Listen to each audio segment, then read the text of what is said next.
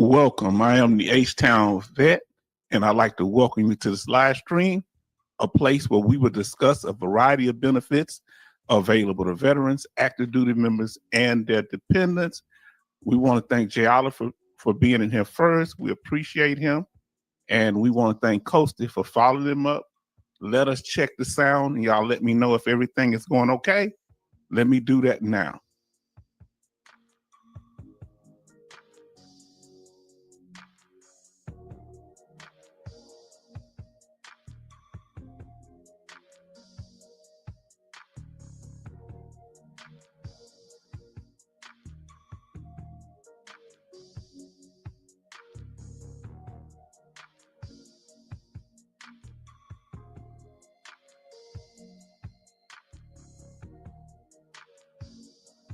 Well, the sound is okay, family, so let us get started. And we appreciate you.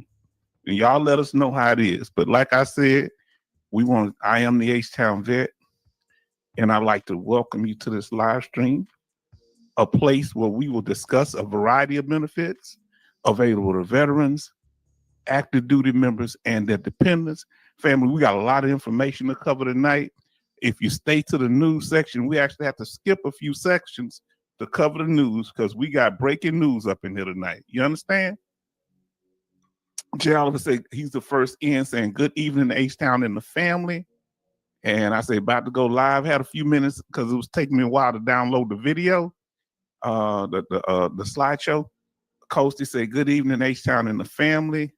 We have Jay in here saying hi, and we have Mad. We're gonna say Mad in here, and Jay said the sound is good, and everybody's speaking to each other. So let us get started, family. We appreciate you. Thank you so much for being here, family. Now, right now the chat is open to everyone. I haven't even put the restriction on for a week yet because it's been going smooth, and we like new people to come in. They may find it tonight. And I'm still just debating whether I'm gonna do a week, but we're going good so far. Betty Bob say, H-Town, good evening. Hope you had a lovely good evening, family. Yes, and I had a lovely week. Yes, I did. Now, family,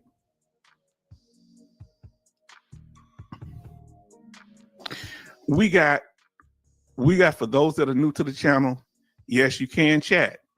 But no trolling, or there will be a block party. And we have a no tolerance for trolling. No problem. If you okay with that, we good. Now, fam, let's continue here. I really appreciate y'all. We got a lot of information to cover tonight. So, if you find this information to be informative, please smash the like button as we're going through. And we want to win your subscription and your like. We're doing our best. Thank you. Now we're going to get on topic, family. Can we do that now? Can we do that? Let's get on topic. And the topic for tonight is the states with the largest veteran populations. That would be Texas, California, and Florida, respectively. And this is from research in 2023. So, family, Texas has 1.4 million. I just do the whole number, 1,408,010. California had 1,355,920. Florida, 1,347,330. Yes, Texas has surpassed California when it relates to veteran population. But that's that. Let me put y'all little comments up. Thank y'all. And Vin say good evening. Vin Olive says good evening, family. And we have our brother coming in, Charleston, say evening, H-Town, family and shipmate Betty Bops and Shining Star on H-Town. Thank you. I'm going to tell you, I just love the fact that y'all really have respect for your branch of service and the camaraderie that y'all have. That really means a lot, because we love each other as veterans, but the fact that y'all show love to each other in y'all experiences, the unique experiences you had in the Navy or the Marines, Coast Guard, we really appreciate y'all. And of course, the U.S. Army. I hope I didn't leave a branch out. And now, family, so that's the topic. The question is, why do so many veterans call Texas, California, and Florida their home? We're going to do our best to answer those questions today. Answer that question tonight. So what we're going to be covering is this: 10 topics, okay? That's the overview. The birthplace, we're saying that people choose these states most, in my opinion, is because that's the place of birth where they're from, or the state that they entered the military from. People tend to go back where they're from. Number two, the cost of living of the states. This may be true for some states and not true for others. Like California, not so much because it's a high cost of living. But Texas and Florida have a lower cost of living than California, but in some ways, the cost of living is going up.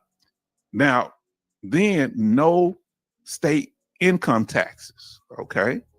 We're going to talk about that. That's why people tend to move to certain states, veterans in particular.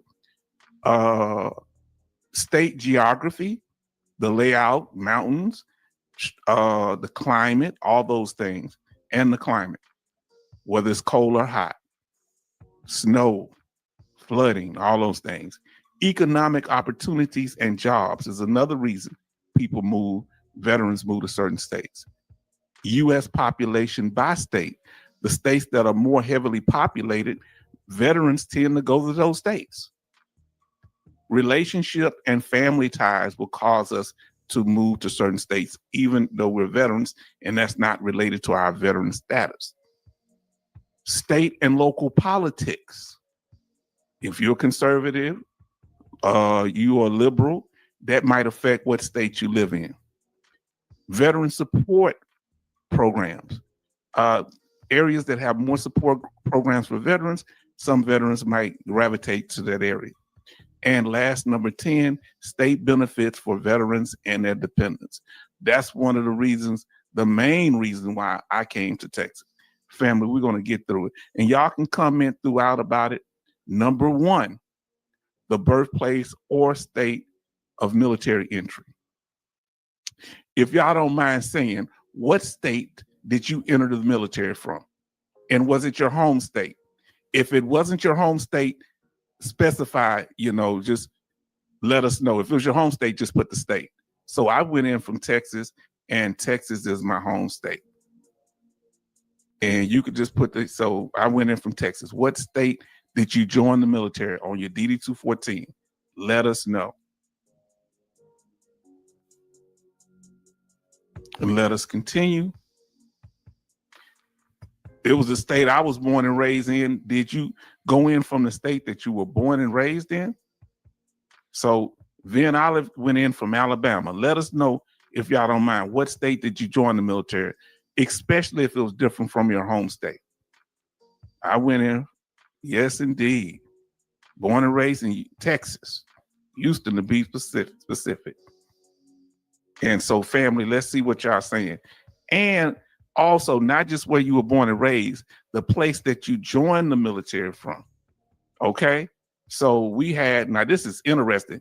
Vin Olive, Alabama. We have Betty say she went in from New York. Listen to this. Mad went in from Puerto Rico, not my home state, though. Interesting. Oh, you got a story to tell. California for J. Olive, Marines, and Texas for Air Force. 2 different places. Took oath, Pennsylvania, home state. I took oath in Texas. Now, people, we go to certain places because we have family ties there. We leave, and we may leave from our home state or where we're currently living. Yes, indeed. And y'all let me know if y'all like when I put videos. I could put videos in. Now, look at Big Blue. Now, Big Blue says, Illinois. Big Blue, so good to see you. Now I want to ask y'all a question. Now we're going to get in. Where was your basic training at? Huh? I'm going to let you know what mine was. I hope I'm using the right letters. Is it KY for Kentucky? I went in. So where did you go into the military? What was your basic training at when you left home? Mine was Kentucky. Where did you go to do your basic training, fam? And this is wonderful. 10 watching and 8 likes, family. We hope we can win over your likes, and we appreciate you. And thank you for watching. Let us know, where did you go in from, family? I went in from Fort Knox, Kentucky, too. Oh, man, were you an armor crewman? I was a tanker. So Fort Jackson, okay. Van Olive, Fort Jackson. Okay, we learning some stuff here. Where did you go in the basic training at? Were you nervous? Let's see what y'all got here. So we got Charleston say Great Lakes, Illinois, basic and A school. Let me ask you, that's why I did we call it AIT, the training school after basic training in the Army, we call it AIT. I went to Kentucky for my basic training and AIT. And Illinois wasn't that far from your home. So you could have went AWOL, Charleston. They shouldn't have had you so close to your home. Oh, listen to Betty. Betty Bob says, basic Orlando, Florida. Family, you had skipped up, so sorry. Family, we talking about it tonight. Were you nervous? How did you feel? I was nervous at first. Number 2, so we talked about where you were born and raised or the place that you entered the military. Number 2, a factor that affects where you move back to or where you move to after your military service. It could be the cost of living. Where did you go back to? Huh? As veterans. So Jay Oliver says San Diego and Lackland, San Antonio. Yes, indeed, because all the Air Force go through there. Big Blue say Fort Jackson, South Carolina. Basic Orlando for Betty Bob's. A school, Pensacola, Florida. I'm going to tell you something. You just went down to Pensacola because you want to go down there and wear your bathing suit and get a suntan. I know you're a black woman. You ain't worried about no suntan. Don't go off on me. I know. Coasty about to tell it all. You hear what I said? Coasty said, went in from Massachusetts, swore in New Hampshire boot camp, Cape, okay, May, Jersey. Oh, Jersey. New Jersey. In New Jersey right there. Betty Bob, she tried to get a suntan, and that just wasn't working. How you going to do that? You black already. Some of my best friends are black, so I'm not making a racial statement, huh?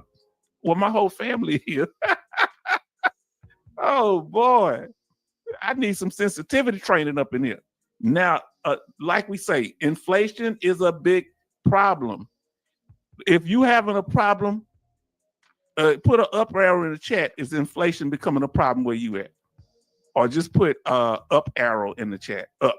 Put the letters up if you're having a problem with inflation. Put the word down if you're not having a problem with inflation. Let us know.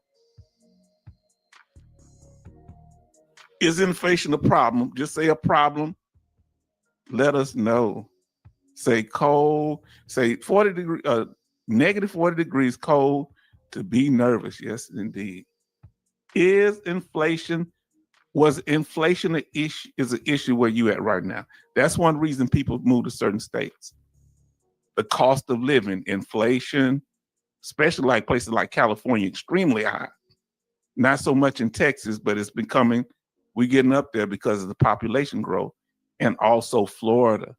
California, that gas price, this is actually from California.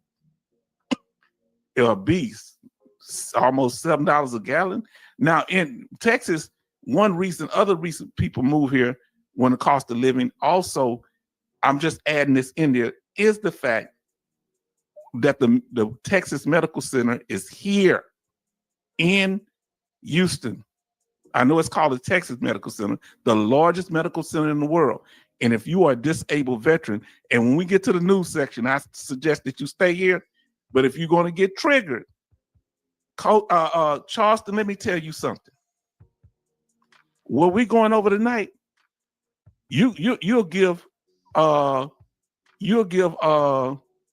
what's his name, Dougie, a hug, and he be your best friend after you hear what this other gentleman says tonight. Oh, what you know about that? Yes, indeed. Charleston Zimmerman, Problem Food Electric. Yes, indeed.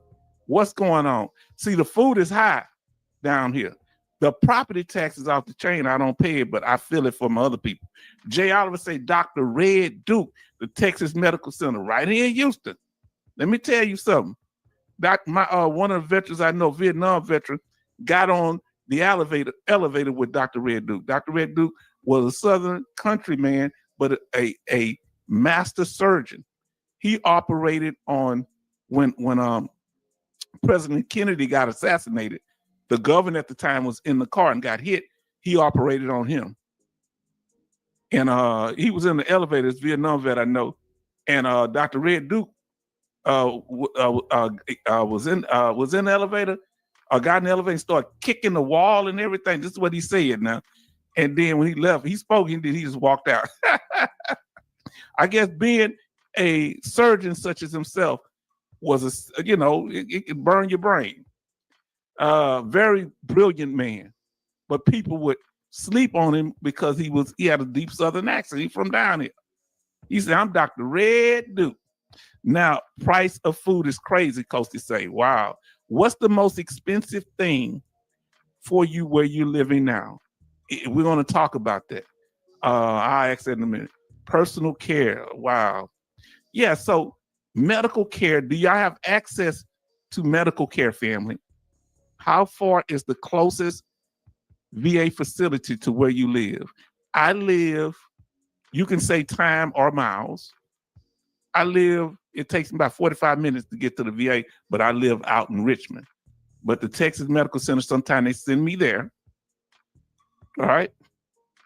They send me there to treat me. They study building stuff, family. You'd be amazed at how many more things being built over in the medical, all around the VA hospital, family. Did you hear what I said? How close to you are. And this is the Houston VA. This is the backside of the VA where the pool at. On the front where you see that glass that look is in front of the VA, you see it look like that. That's actually solar panels. And look like they got solar panels on top too. And catch the bus in the back. So how far do you live? Mad say 25 minutes. Okay, that's both y'all 30 minutes, half hour from the VA. I want to know the closest VA hospital. Let us know. Some people is in another state. Family, have you been to physical therapy? I've had physical therapy and occupational therapy too. Then what do you go there for? What is the main treatments you get there? Now let's see. Now, Jay Oliver say outpatient 5 minutes, medical center 45 minutes. Do you go there for your mental health? Do you go there for mental health? I get my mental health from the clinic. My mental health doctor is not at the main VA no more. I go to the clinic in Richmond, I believe. Yeah, I've been doing most of my stuff, and I do my primary care in Sugarland. All of them are right around me. Katy, Sugarland, and Richmond. Matter of fact, the Katy clinic is closer because I'm right on the border of Katy. And I go there for my glasses and stuff. So I go 3 different places. I go to Katy Clinic for my glasses. I go to Richmond VA Clinic in Texas, what city I'm in, for my mental health. And then I go for my physical primary care doctor. It's in Sugarland. But whatever can't be done there, like the dental work I just got done, I go to the main Michael E. DeBakey, named after the doctor, Michael E. DeBakey, VA Medical Center. Now, Posty says street 30 to 40 minutes away. Okay. Depending on that traffic, huh? Outpatient, then I would say outpatient, 30 minutes, an hour and a half away. Wow. Mental health is virtual. I do virtual mental health, but I just tell you what my doctor, Miami VA is for everything, got all of it there. Yeah, so my mental health doctor, thank God for them, and a good primary care doctor also. So let us know, is everything been going okay with your mental health? Because family, this is important to have a good mental health.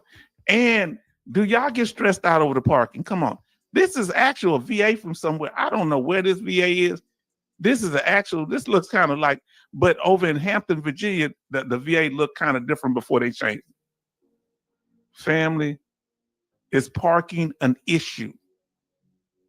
And family, sometimes people move to the area because, I want to be back home.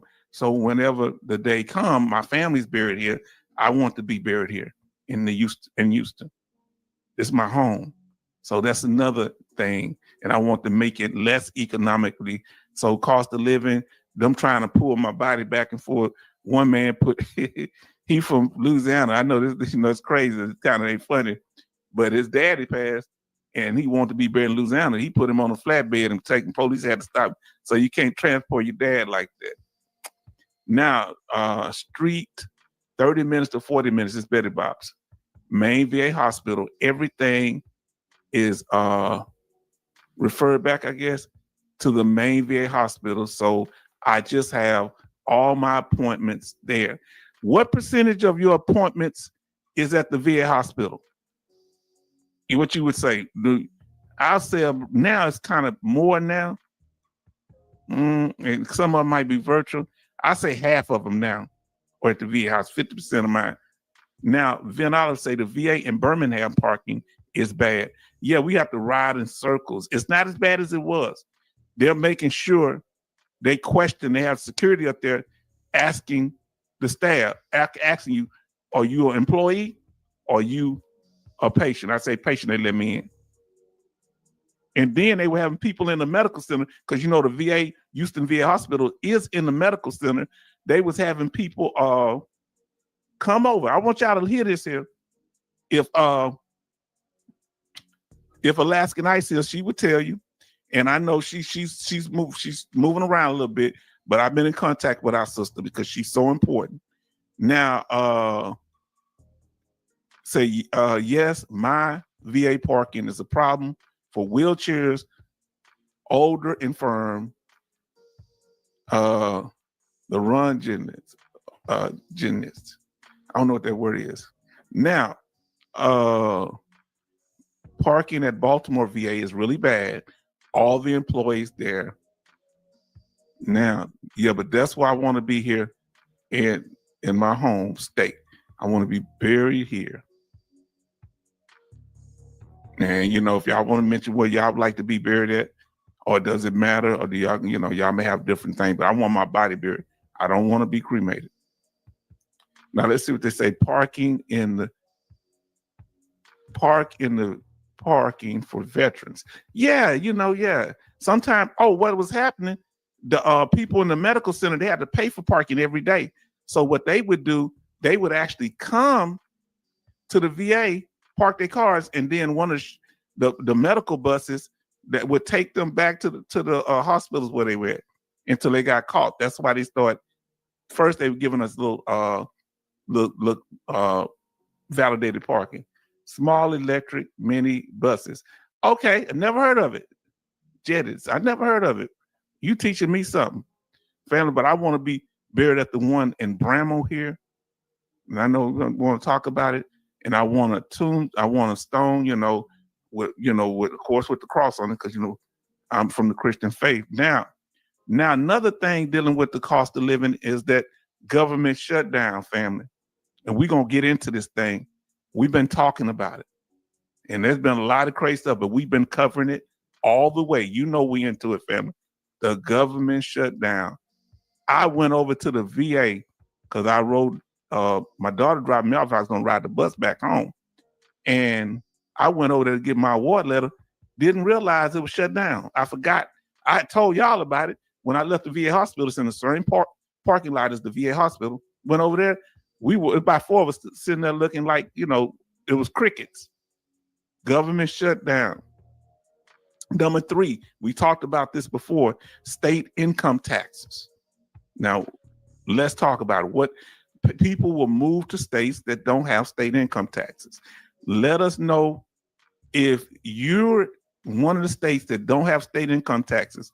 Put the number of the state once we show it to you on in the chat. We really would appreciate it. Let's talk about it. California does have state income taxes. So let's talk about it. Income, payroll, they taxing. Let's talk about it, fam. And then them taxes, you're already getting federal tax, but a state tax too. Now, some states don't have no income tax. And we're going to talk about that. If your state has tax, just put the word tax in the chat. If your state has a state income tax, just put tax in the chat, TAX. Now, the states that don't have, that's on the top 3 states, Texas being number 1 state with the population of veterans, and then Florida, number 3. But as far as put the number of state, if you're on this list from 1 to 9, if your state don't have any state income taxes. If they have state income taxes, just put tax in there. So I'm from Texas, so I'm gonna put number 7 because we don't have any state income taxes, okay? No state income taxes in Texas. If you live in one of the states that's on here, that's one reason veterans move to these states. And then Betty Bob say taxes. So Maryland, I guess they have state income tax. Mad says 3, which is Nevada, no taxes. Okay, so no taxes there. Okay, family, let us know. And this comes into play if your family works. It's good not to have state income tax, even though your VA benefits are not taxed. If you have military retirement, it can be unless you're in one of these states. So Madre says Florida. Yeah, Florida's number 2. Mad says Florida. Florida number 2. And so yeah, no taxes there. Let's go with it, family. Let us know. The 4th reason people will choose certain states are more popular is because of the state's geography and its climate. Don't y'all like that that little slide right there? I like that. So in your state, then you have taxes, okay? Now understand, if you notice, the 3 most veteran populated states are where? They're in the warmer areas. You notice that? You think that's a coincidence? What else do you notice about them? What else do you notice about them? Now, Charleston says VA has no tax on pension, Social Security, which is good. Do you know if they tax military retirement? Let us know if you know that or not. I really would appreciate if you let us know if you know that, if you can inform us. Now, the big issue when it comes to climate, even though California, Texas, and Florida are in warmer states toward, closer to the equator, they have their issues. What are some of the issues in California? Earthquakes and wildfires. What are some of the issues in Texas, especially here in Houston? Flooding. We do have tornadoes also. We get hurricanes, but the hurricanes hit real heavy because, we're in Texas, so it kind of has to come up, and some of them dissipate before they get inland too far. We're about 45 minutes to an hour from Galveston inland, but Florida gets hit heavy with hurricanes. Family, I took my time and came up with this stuff. Thank y'all. So Florida hurricanes. Now, something else I want you to notice, a lot of veterans like living in warmer climates. It's because who in here was stationed at a cold place? Put the cold place that you were stationed at. That might have influenced you. Oh my Lord, let me put it. I got to put it in there. I was stationed in Kentucky in the winter. It was cold. I was stationed in Germany. It was cold. And I was stationed in Colorado. And guess what? It was cold there. All my places I was stationed was cold. Cold, cold, cold. Tell us where you stationed. All of them was cold for me. Korea and Kansas. Now, was Kansas cold, Matt? Now, Matt say hurricanes in Florida. Okay, yes. It's a serious thing. He said, Eve, speaking, okay. Let us know, family. We doing this thing interactive tonight. You know what's, and another thing, let me get back to it. I had a problem with my wire here, sorry. I got to put this thing up under here. The wire getting in my way. You ever had a problem with something because it's acting up and keep doing what it wants, even though you move it? Ooh, somebody say Korea? Let me hit this, do this again. And another reason is because these are all coastal states. They're in proximity to the coast. You understand? Even though Texas is big and not all of it is coastal, it does have a coastline in Texas. And many veterans live in the Houston area, close to Galveston. Now, he said, let's see, Scotland, Korea, PA, Maryland, and VA. Virginia has a good climate, but it can get cold sometime now. Betty Bob say Japan, cold in the winter. I can imagine. Who like living close to the coastline? Betty, do you like living close to the coastline? If you live close to a coastline, a coastal area, put a CL for coastline. Let us know. It's CL for coastline. I live, close to a coastline, not too far. You live in a coastal state. I say coastal state. Now listen, Charles say only Great Lakes was cold. Norfolk went wet, and Florida. Okay. Now, Jay Oliver say Korea, all the trees on the coast learn in the direction of the wind blowing them, and snow in late May. Okay, late May, and May is, oh Lord, it's snowing that long. Never been to Korea. Wow. Okay, Florida. Let's just talk a little bit about Florida, and y'all can just come in as you want. Hold on. Florida, you got up north. You got. I didn't mean for that too. Give me a second. I'm messing stuff up. Let me do it like this. Okay. First, we're going to deal with Florida. Who likes Florida?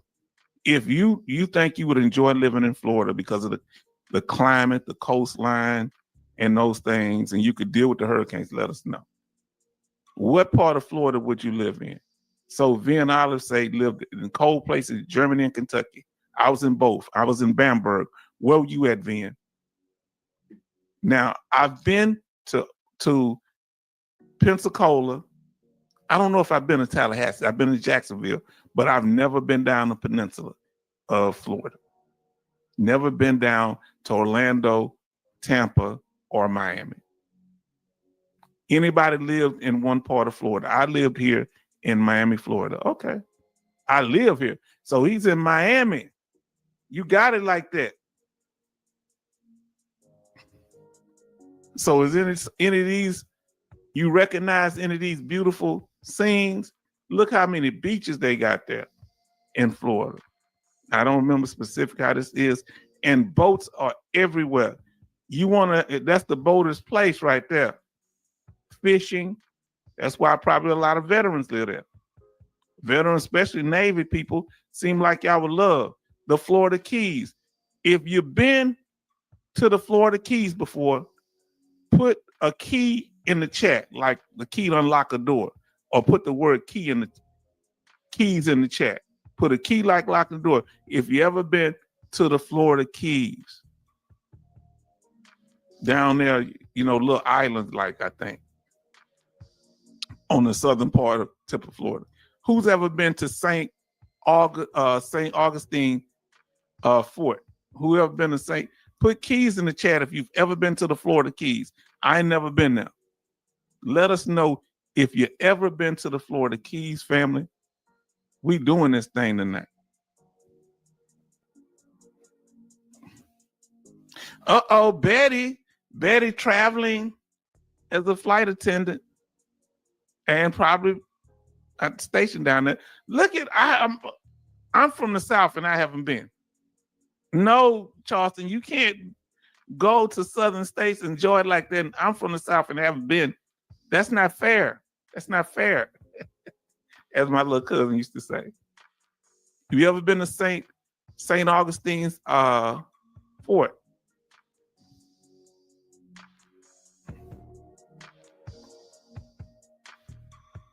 Family, let us know. And what did you enjoy about being in the Florida Keys? Let us know. Would you go back? Did you go on a tour while you were there? Miami. If you've been to Miami, put Miami in the chat. If you've been to Miami, Florida, and what's different about Miami, let us know, man. What's unique about Miami? Have you ever been to Pensacola, Florida? Let us know if you. I've been to Pensacola.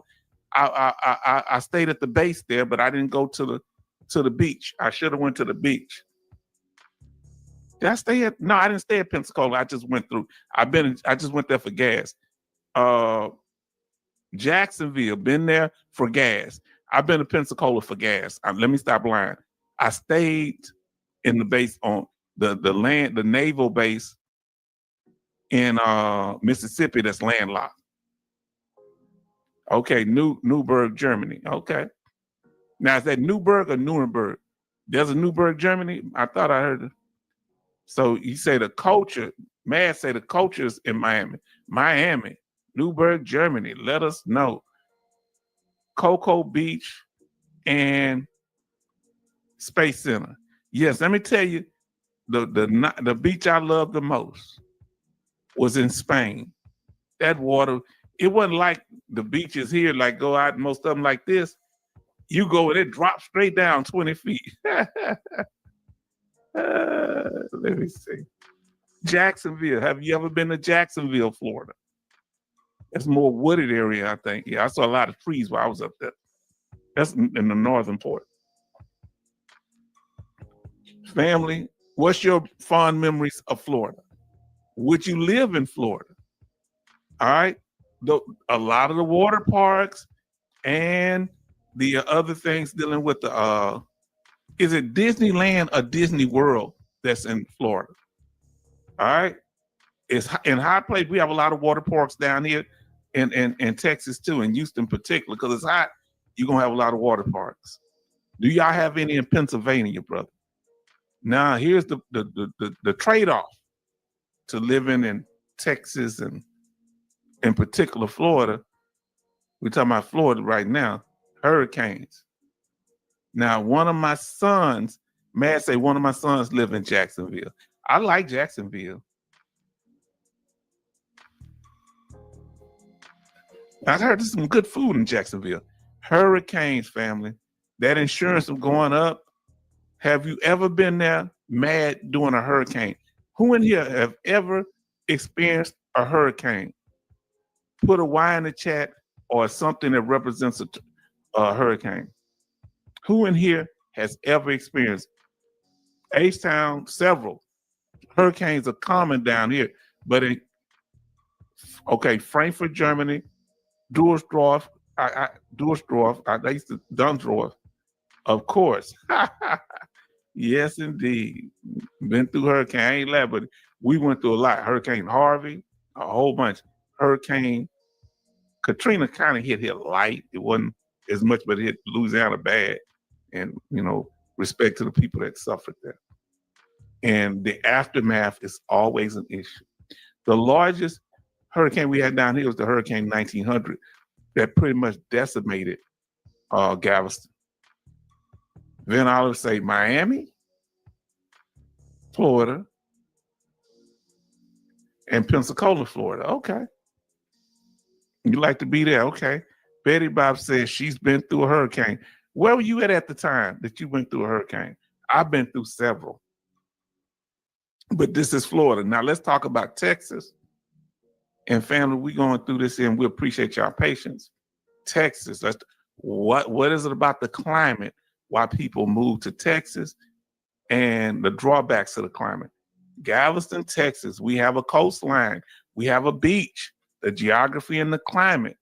This is the seawall, we call it.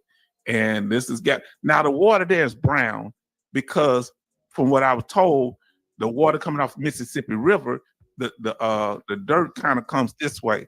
So it's kind of brownish color. It's not clear blue like Florida, okay? Should we be hating on Florida? Now, the settlement and everything. Now listen to what our brothers say. Too many hurricanes went through Category 5C, don't want to go through it again. Wow. Maryland and Florida. What? Oh, y'all had that. I remember a tornado when I was living in Virginia. Galveston, love it. That's my home. They got a lot of food places, as you can see now. A lot of food places. It wasn't much down there back in the day. They building it up. And the beach homes. Beyonce mom owned one down there at one time. But we used to go, my family used to rent beach houses and we go down there with the family. Now, beautiful, beautiful. Let me see what we got here. And this is, you want to go on the, out there on the, I think they call it the boardwalk. I ate at a restaurant. If you look toward the middle, there's a restaurant. You can't really tell. They put so much more stuff. They got a Ferris wheel and a roller coaster out there now. I took one of my little lady friends way back in the day. They say at least 20 hurricanes, 6 while working on a nuclear plant, at a nuclear plant. Yeah, I got to start counting how many hurricanes I've been through. A lot. Now, Betty Bob said we have 14 likes and 8 watching. Thank y'all, family, for y'all patience. We got some very good news. Well, I mean, some interesting news. I ain't gonna say very good news, but we want to cover something today. Yes, indeed, family. So people enjoy going to Galveston. I've been going there since I was a child, since I can remember. But one of the drawbacks with the climate here in Texas is flooding. Okay? Flooding is a problem. Brother said, when your ship drops 75 in a wave, you remember, whoa, 75 feet, my God. And see how that flooding, it ain't no joke here in Texas. You see this here? That's supposed to be in a river behind there, but look what happened, the street gone. So yes, indeed. Flooding is an issue. Hurricanes bring the flood, but flooding is a big issue here. Okay, Big Blue say the Keys, like you've been to the Keys, okay. And we've had to experience this walking through flood water. That's a common thing in the Houston area, family. Have you ever experienced the flood? Let us know. Put water in the chat or the word flood. That's a big thing. And it gets bad. Some of the buildings, now, it didn't get this high in my house. It got up to the baseboards, past the baseboards, but some people, their whole home gets submerged and vehicles. We have dips here where you go up under overpasses, and that's dangerous because it can be water in there. And, some people lost their lives like that. Who've experienced flood? I have. And I've experienced it in the house. This ain't no joke. But let us know if you experienced flood. You've experienced, they have them in Pennsylvania, brother. I'm sure y'all do. I thought y'all kind of up north. Let us know. And the biggest one we had, I would say, is Hurricane Harvey. Never experienced nothing like that in my life. That's when my house got hit. This is downtown Houston. This is supposed to be the Buffalo Bayou. So you see them trees in the middle of the water? That's a bayou, and that's like 30 feet down. But look how the water is at the level of the ground. You say, wow, I've been there through that flood, swimming through it. Flood, my brother, man, brothers and sisters, it ain't no joke. But this is Houston doing Harvey, family. Hurricane Harvey impacted us seriously here. But I'm gonna tell you why. That's downtown Houston. Why it's such a problem? You see those freeways? So what they did to destroy our businesses, because on the other side of the freeways to the outside were our businesses, black businesses. So they put freeways right next to the buildings to choke out our businesses, called the Freeway Act, and thus making this flooding problem, thus making the traffic problem. So they pretty much put the freeways like a belt, splitting up our neighborhoods. My neighborhood, fifth ward, I'm from, third ward, all these places. Today in Pennsylvania, had 2 inches of rain in the morning, streets flooded. Do y'all still move around during the floods, my brother? Let us know. Yeah, so they just made it. Dallas, the freeway's a little farther out. But Houston, they want, we had department stores that had the codes when they started making these freeways back in the 1940s and 50s. So that's the way they discriminated against us here. Real talk. And family, tornadoes. Please let me know. Put the word, you can put tornado in the chat, or you can put a representation of a tornado if you've ever experienced a tornado. I'm trying to remember. We've had them. I don't know how close they got to me. I don't want to lie, family. We flooding and hurricane winds, but tornadoes, not directly. Not. I'm trying to see how close a tornado. I may have seen the aftermath of tornadoes, but not actually went through where one was right around me. It was like maybe some blocks over, where it pulled up a tree that had been there over 100 and some years. They called them highway bypass circles. Yes, that's how they destroyed us. If you've ever been through a tornado, water everywhere, can't drink it. Ain't that sad? Better, that's what do people stock up on when these things happen? So that's one of the drawbacks of living in certain parts of Texas. Other parts, it's desert and dry. Half of Texas is grass and prairies and some wooded areas. Other half to the west is desert. Say, go. Okay, tornadoes. Yes, indeed. Look at that tornado right there. And the aftermath is devastating. They're real big in Kansas because we live in what they call Tornado Alley. So that's one of the things you have to consider.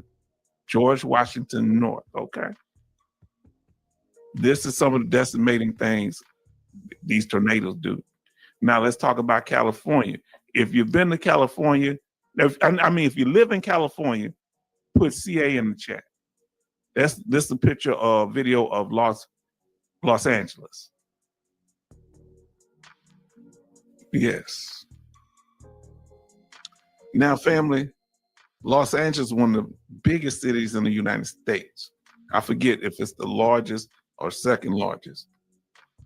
Now, here's the beaches over there. Isn't that beautiful? Look at all those people out there. I guess California weather, a lot of veterans like living there. Now, California wasn't, I don't think it was in the top 10 though. Was it? No, California wasn't in the top 10 because it's so expensive. With our military benefits, it's not as easy to live in. But the climate is good if you got the money. Now, this is going to be the one with the highest cost of living also. And the homes, beautiful. You know, it's like what would you call it? More of a desert area? What would you call it? Like tundra? What would you call California? How would you describe it? You say, better about say Washington, George Washington North, George Washington Bridge. Make sure that blacks were on the top, so we could not see New York. Yeah. So they did evil stuff like this then with the church. I'm telling y'all what they did. They went to church right after they did their dirt. Now, have you ever been here? That little bridge with that little thing on top of it there. Now I say quality looks bad in the first video of LA. Yeah, the air quality did look bad. Now look at some of the areas. You know, I think this the rock where that doctor.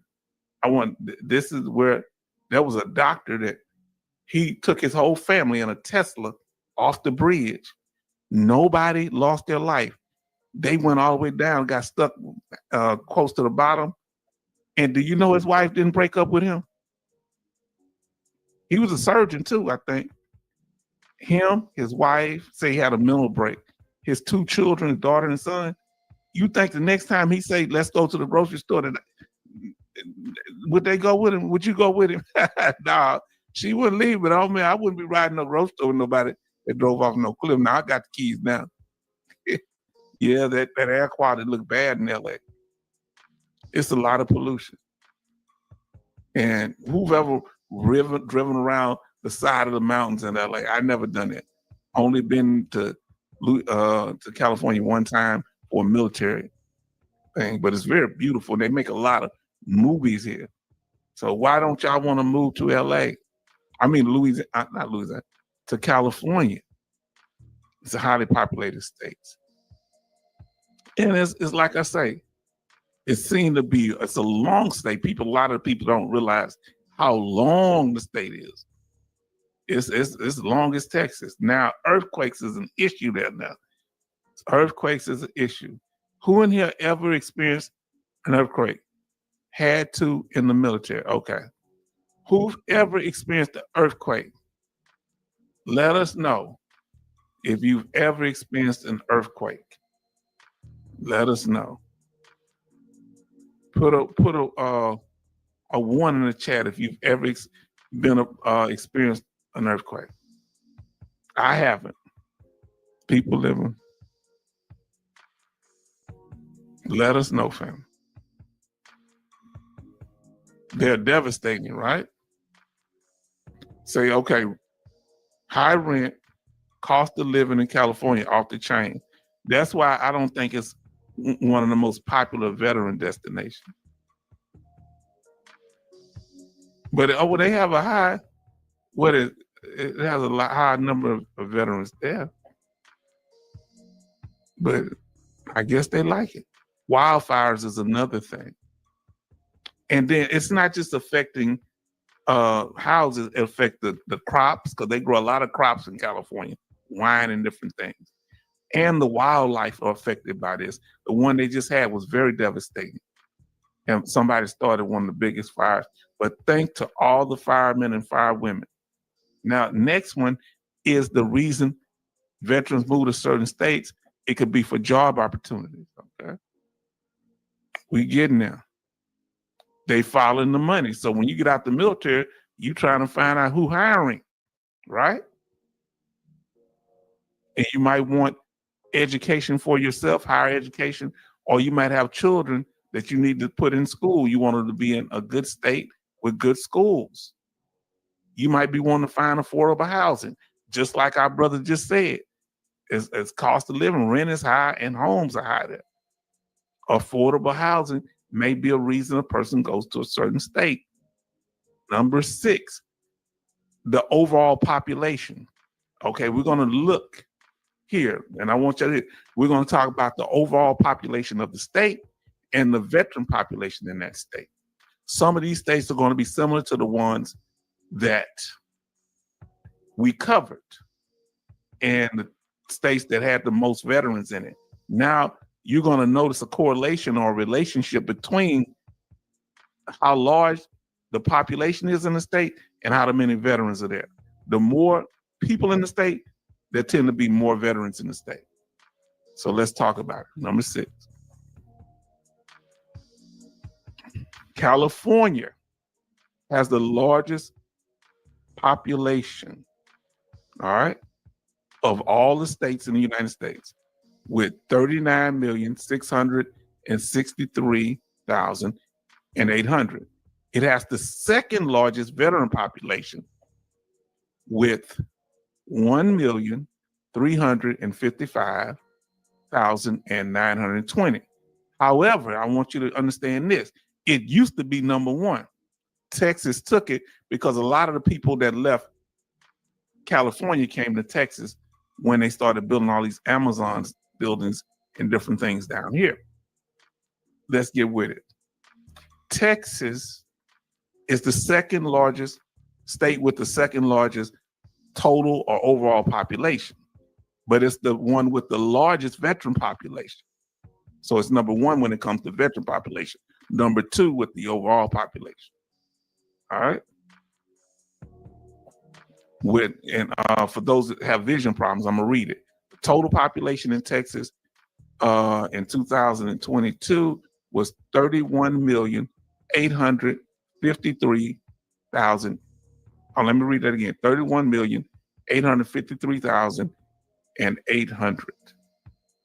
The veteran population is 1,408,010 veterans.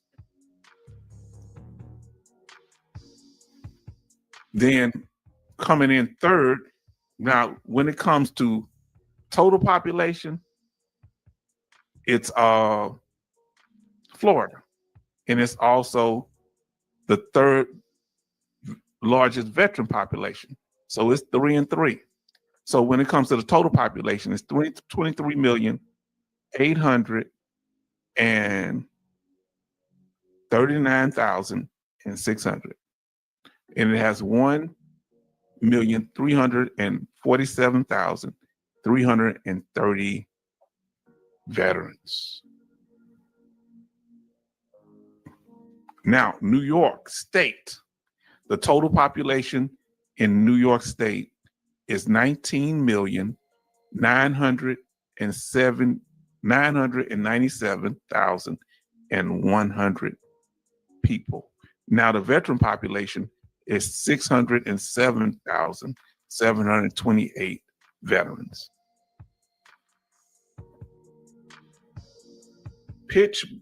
Pennsylvania. Pennsylvania had, I don't know what made me want to say the city, Pittsburgh. Sorry about that. Pennsylvania has an overall population of 13,139,800, where the veteran population is 656,112.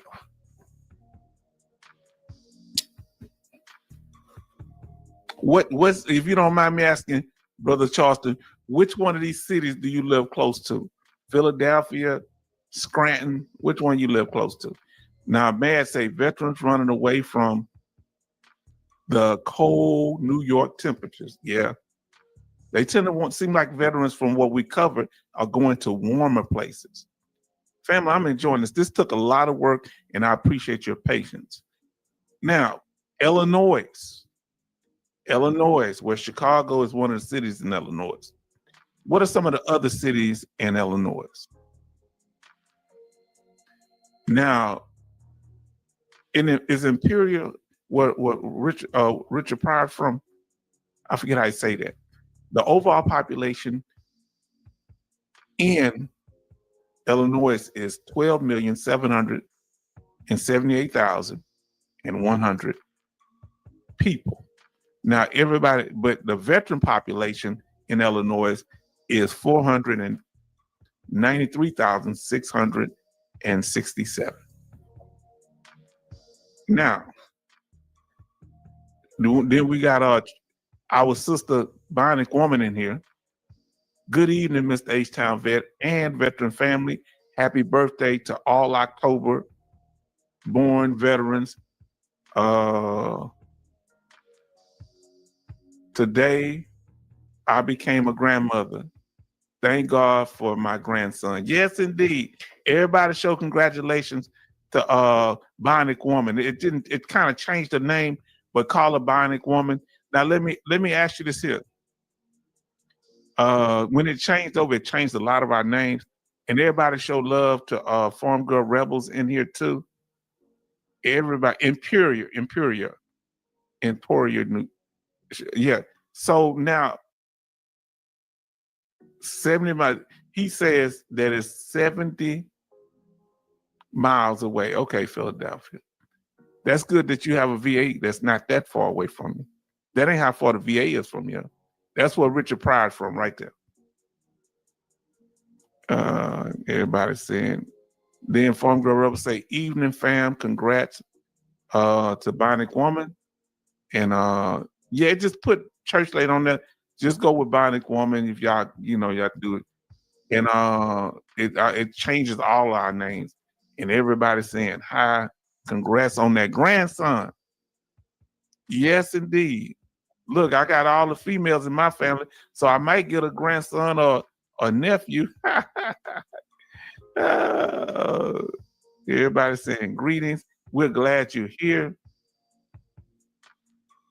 Now, the next overall populated state is Ohio.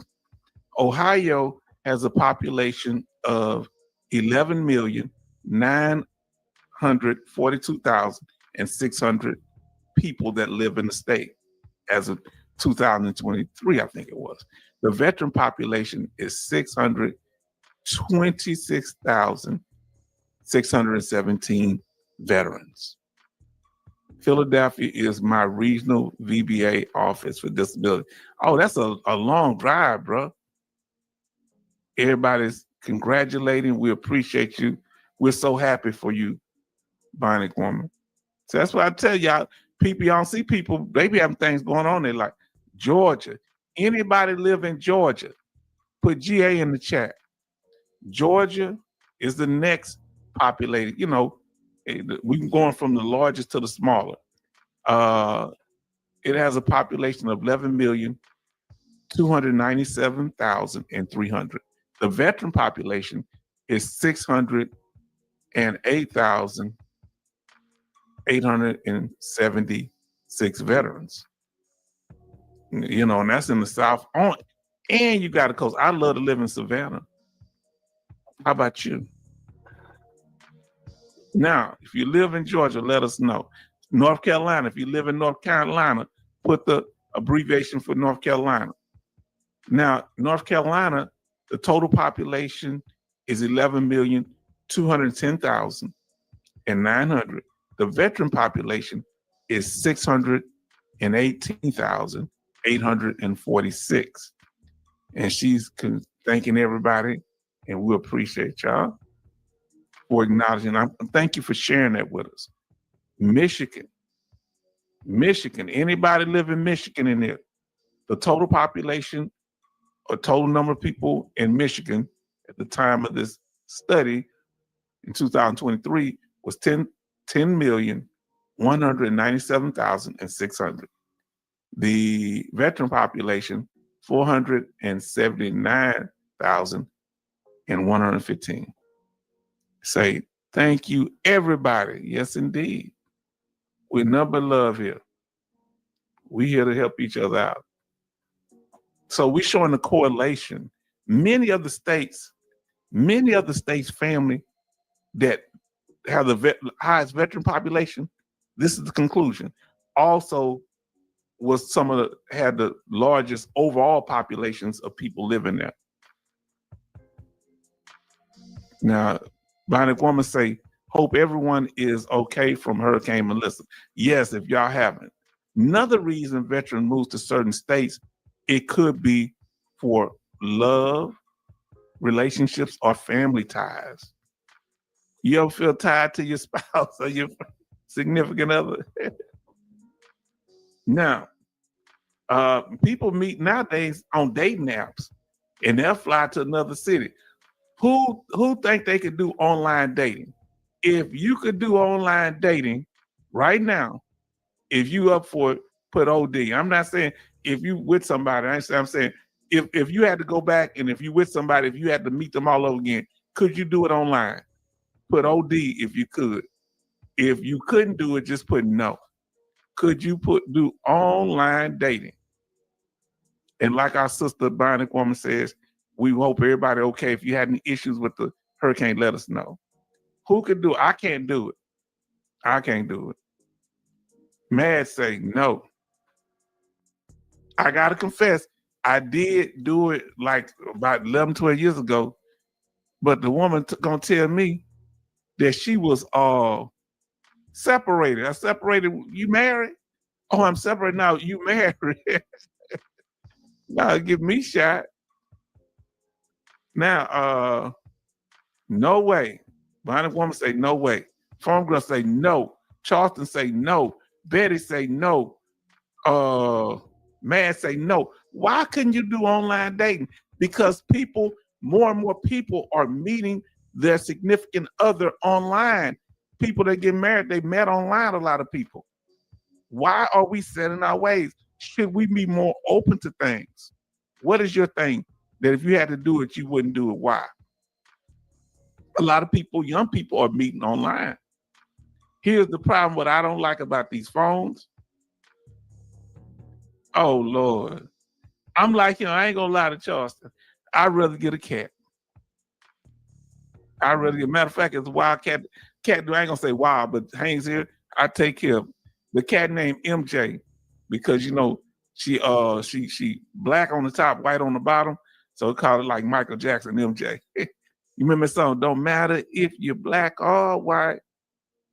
And so if somebody's sitting, these phones, yeah, you can hook up with people, but if somebody's sitting on their phone and I'm paying for food, I've been and left them.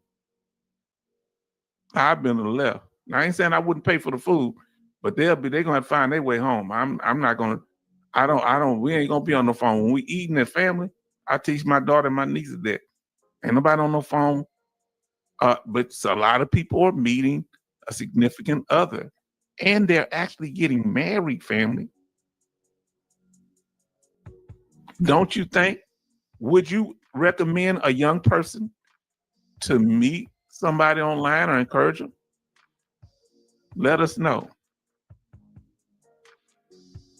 Next one, state and local politics. Now let's see what y'all saying because y'all got some interesting things. Love my husband, but if something happened to him at my age, I'm more than happy to continue on solo. That's a cold game. Now, AI can change how you look online. Ooh, that's scary. Catfishing. Now, state and local politics. Okay. So I agree, Farm Girl Rebel. Boy, y'all are serious about this thing. Now, state and local politics, Texas politics tend to be, we're more liberal when it comes to, when I say liberal, I'm saying more open to people having their own weapons and stuff, pews. Yeah, that's that's you open carry, but you don't be open carry. Somebody know you got a weapon. Pretty Texas, is a conservative state, but you got people do what they want here. Don't nobody bother nobody. You can't force nothing on nobody here. And we got some diverse areas, especially Houston, the most diverse city in the United States. Foods and everything. Now, this is state capital in Austin. So, family, a lot of times, let's see what this say. I have seen, this is for Farm Girl Rebel. I have seen my niece in person for years, just photos of her online. I haven't seen my niece in person for years, just photos online. When I finally did see her, I didn't recognize her because she used so many filters in all those pictures. Wow. Cats, his scratch for a reason. Yes, indeed. Oh boy, y'all something. Rose City D in the house. Thank you, Rose City D. Much love. I must have missed you up top. Yes, I missed Rose City D. Good evening, H-Town vet, and salute the chat. Sorry for missing you, bro. The thing skips up, so that was not intentional. Now let's see what it say. You show right. They're all in filters and stuff. That stuff out of control.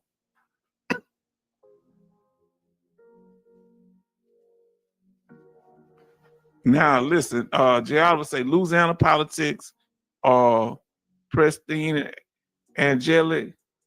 I do declare. I hear you. Haven't y'all had about 4 or 5 of y'all governors to go to prison? I ain't trying to throw no shade. Well, I remember that one he was on television. This is back about 10, 12 years ago. And he was getting ready to go to jail. They saying, hey, how do you feel about it? He said, let me tell you something clear. I didn't say I didn't commit the crime. I said they can't prove it. I said, man, this man is something else. Now, housing rights. That's one thing. That's a political issue in certain states. New York is a big issue, right, Betty Bobs, when it comes to housing rights. What's in your state? Do they have housing rights problems? Okay, especially with gentrification, they can just pretty much gentrify for war, just destroyed our that's Freemantown, where the first slaves we settled, my family members. Gentrification, sometimes it's dealing with police brutality, different things, political. Some more states that are more radical than others. Some people rather live in rural areas where you don't have to deal with all this stuff. Let us know. Does that help the politics of an area? Does that affect where you move? Because there's a lot of issues, especially in the city area. Okay, I live out in the suburbs. So who lives in the city? Let us know if you live in the city, suburbs, and then the homeless problems. Bam, do you have a homeless problem in your area? This is a serious issue, and not just for regular people that are the regular person. Also, this has a powerful effect on us as veterans. Family, it shouldn't be no veterans homeless. I wouldn't want anybody to be homeless, but this is another issue. Another issue, fam. We have a bad problem in Houston with homeless issue. What about your area? What are y'all doing during this time right now? They're cutting off SNAP benefits. Are y'all food banks still giving out food to people? Because some people not going to be. They're talking about cutting off SNAP benefits. Have they done it yet? That's like food stamps. And are the food banks stepping up in your area? Number 9. Sometimes people move to a state because they have good, or they might stay there. They may not know until they get there. Veteran support programs. In states where there are a lot of veterans, you're going to feel more comfortable. People you can talk to. I've met a lot of veterans over at the VA hospital and in other groups that we had, especially on Veterans Day. I run into a lot of veterans. And you're able to share, talk, and relate to people. Do y'all get to talk to fellow veterans other than on the channel? Let us know in person. I haven't really done it much in years now, but this is an important thing, going to a state where you can be. Maybe some people like being around veterans. Some may not want to be around other veterans. Let us know, what's your opinion. Is it important to share with other veterans? Now, another thing when it deals with state politics and support systems is veteran court. Do they have a veteran court in your state? Let me explain what veteran court is. Veteran court, if veteran get convicted of a crime, I think it can't be something like murder, but it can be a serious crime, DUIs and things like that, something related to their PTSD. They can go through veteran court and they'll help them, and they'll even help you if you had a bad discharge out of the military. Watch our video, Veteran Court, and you'll learn more about this. Do y'all have a veteran court that help veterans that get in problems with DUIs and other minor offenses? And you go through the program and you won't end up going to jail. So a lot of veterans don't do it because it's very intense, and you get to share with other veterans who've been through some of the things that you've been through. All right, number 10. Let's talk about the benefits in the states, okay? Another reason I moved back to Texas was because of the educational benefits. I'll be honest. I was living in Virginia at the time, and I was talking to somebody about the schools back. They said, "Oh, you went in from Texas, you can go to school for free." I said, "What?" And I was finishing up my bachelor's degree. So I said, I'm gonna come back home and go to graduate school, which I did. Now, 10. Now I didn't finish, but I needed 5 classes to get my master's, but I'm not going back. Now, state benefits for veterans.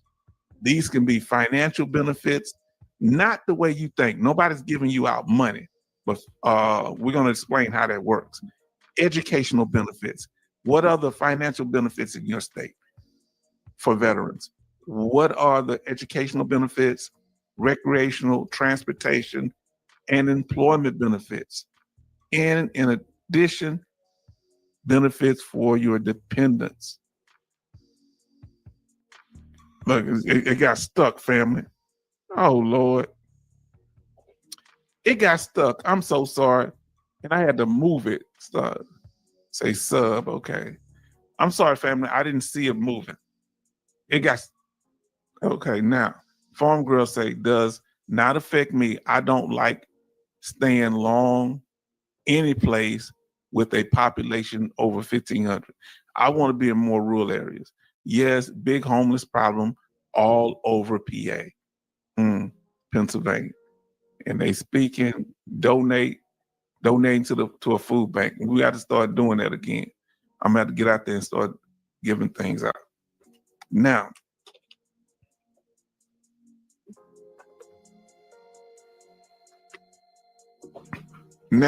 I'm gonna stop saying now. Only vet. Give me a second.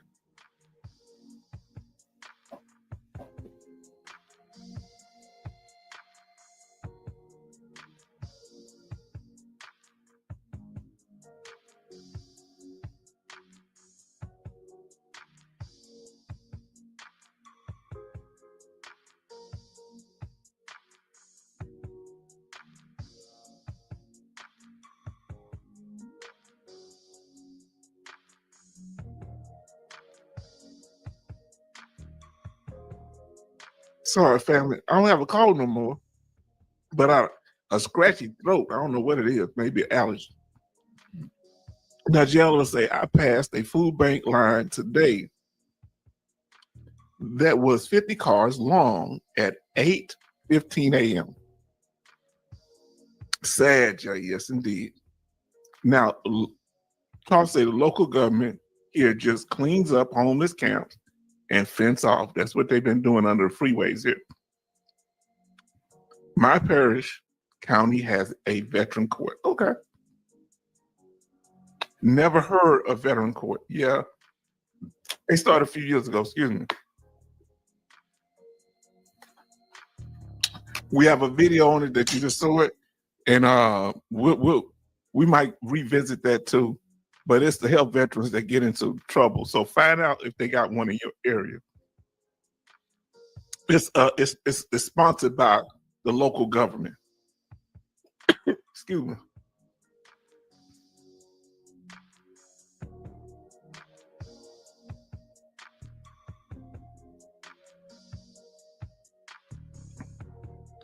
Woo, family.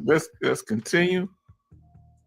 Now, the purpose of state benefits is to provide financial incentives to veterans and dependents in the form of state exemptions and other programs. Now, listen, they're not giving you money in Texas. I don't know if they give you money in your state, let me know. These are incentives for you to spend money to buy homes, to go to school, reduce prices, or you don't have to pay nothing at all, but they know by you being in the state, you're going to spend your money at the grocery store and the other places. So the state gets benefits from these things because they got somebody that got steady income. If you were a disabled veteran, you got to be an honorably discharged veteran. I don't know if some states require you to have an honorable discharge or honorable under honorable conditions is okay. I don't know. Here you have to have an honorable discharge. Okay, did not mess that up. Give me a second, family. I just messed up the whole thing. But we're moving right along. We're toward the end of this thing. And y'all been doing good. All right. Now let's see. Now let's see what we got here. Thank y'all for your patience. So that's what it is. Now let me explain how this works. We told you have to have character service, has to be honorable discharge. This is at the state, not the federal level. There are financial benefits. Remember we showed you the chart, flow chart of all of them. Let's talk about the financial first. You save money. They're not giving you money, but you're going to save money that you would spend on college, that you would spend on buying land here in Texas, buying a home, riding on the tollways. You save money. Let me make sure. See, y'all, this thing gets stuck. Let me get this thing out the way. Let me see. Farm Girl say never heard it. Now, Rosie D said H-Town, not throwing it out there, Burr. We donate to the food bank, and when I took the money, the lady started to tear up and was elated. Let us know, man. We need to hear stories like things like this. I told her to thank God for the blessing. Come on now, I like that. People need it. Now, I think we have the second best benefit program here in Florida after Texas. I kind of agree because they got total tax exemption and everything. We're going to talk about it. Let's see I'm not going to show the different states, but I'm going to use Texas as an example, and you tell me if y'all have similar benefits or what different benefits y'all have there. They're not giving you any money when you go to the state. They give you incentives, meaning you're going to save money doing things. So you're keeping the money in your pocket. You might get it at low cost where you pay less than the average person in your state because you are a veteran or a disabled veteran. Even this could be in the form of loan programs. Like here, watch our video on the 20 benefits that Texas veterans get and dependents. And you can get land. You can live in a nursing home here, and you can do it for free if you're 70% or higher. And this is a state benefit. Come on now, family. Lower interest rates that people, regular person wouldn't get. You can get lower interest rates. That's why I say reduced, or it could be totally free, 100% free. So you might get where you don't have to pay nothing on certain incentives. So you can be exempt, tax exempt, of course. You can be exempt on tuition. They can waive here in our area, the housing. For example, now this may have changed. We went over this a long time ago, but some states you can get a total tax exemption, right? 100% disabled veterans, even IU and the spouse can get it too. In Texas, Arkansas, the spouse, dependent children, they can get a total tax exemption on the house too. Florida, we talked about that. Now, Illinois, you get the total tax exemption if you have a 70% rating to 100% rating. Well, that's pretty good there. Maryland, Michigan, you 100%, you get it. But remember, Illinois, it starts off at a 70%. New Hampshire, the veteran plus the spouse, even when the veteran passes away. New Jersey, wartime veterans get a total tax exemption.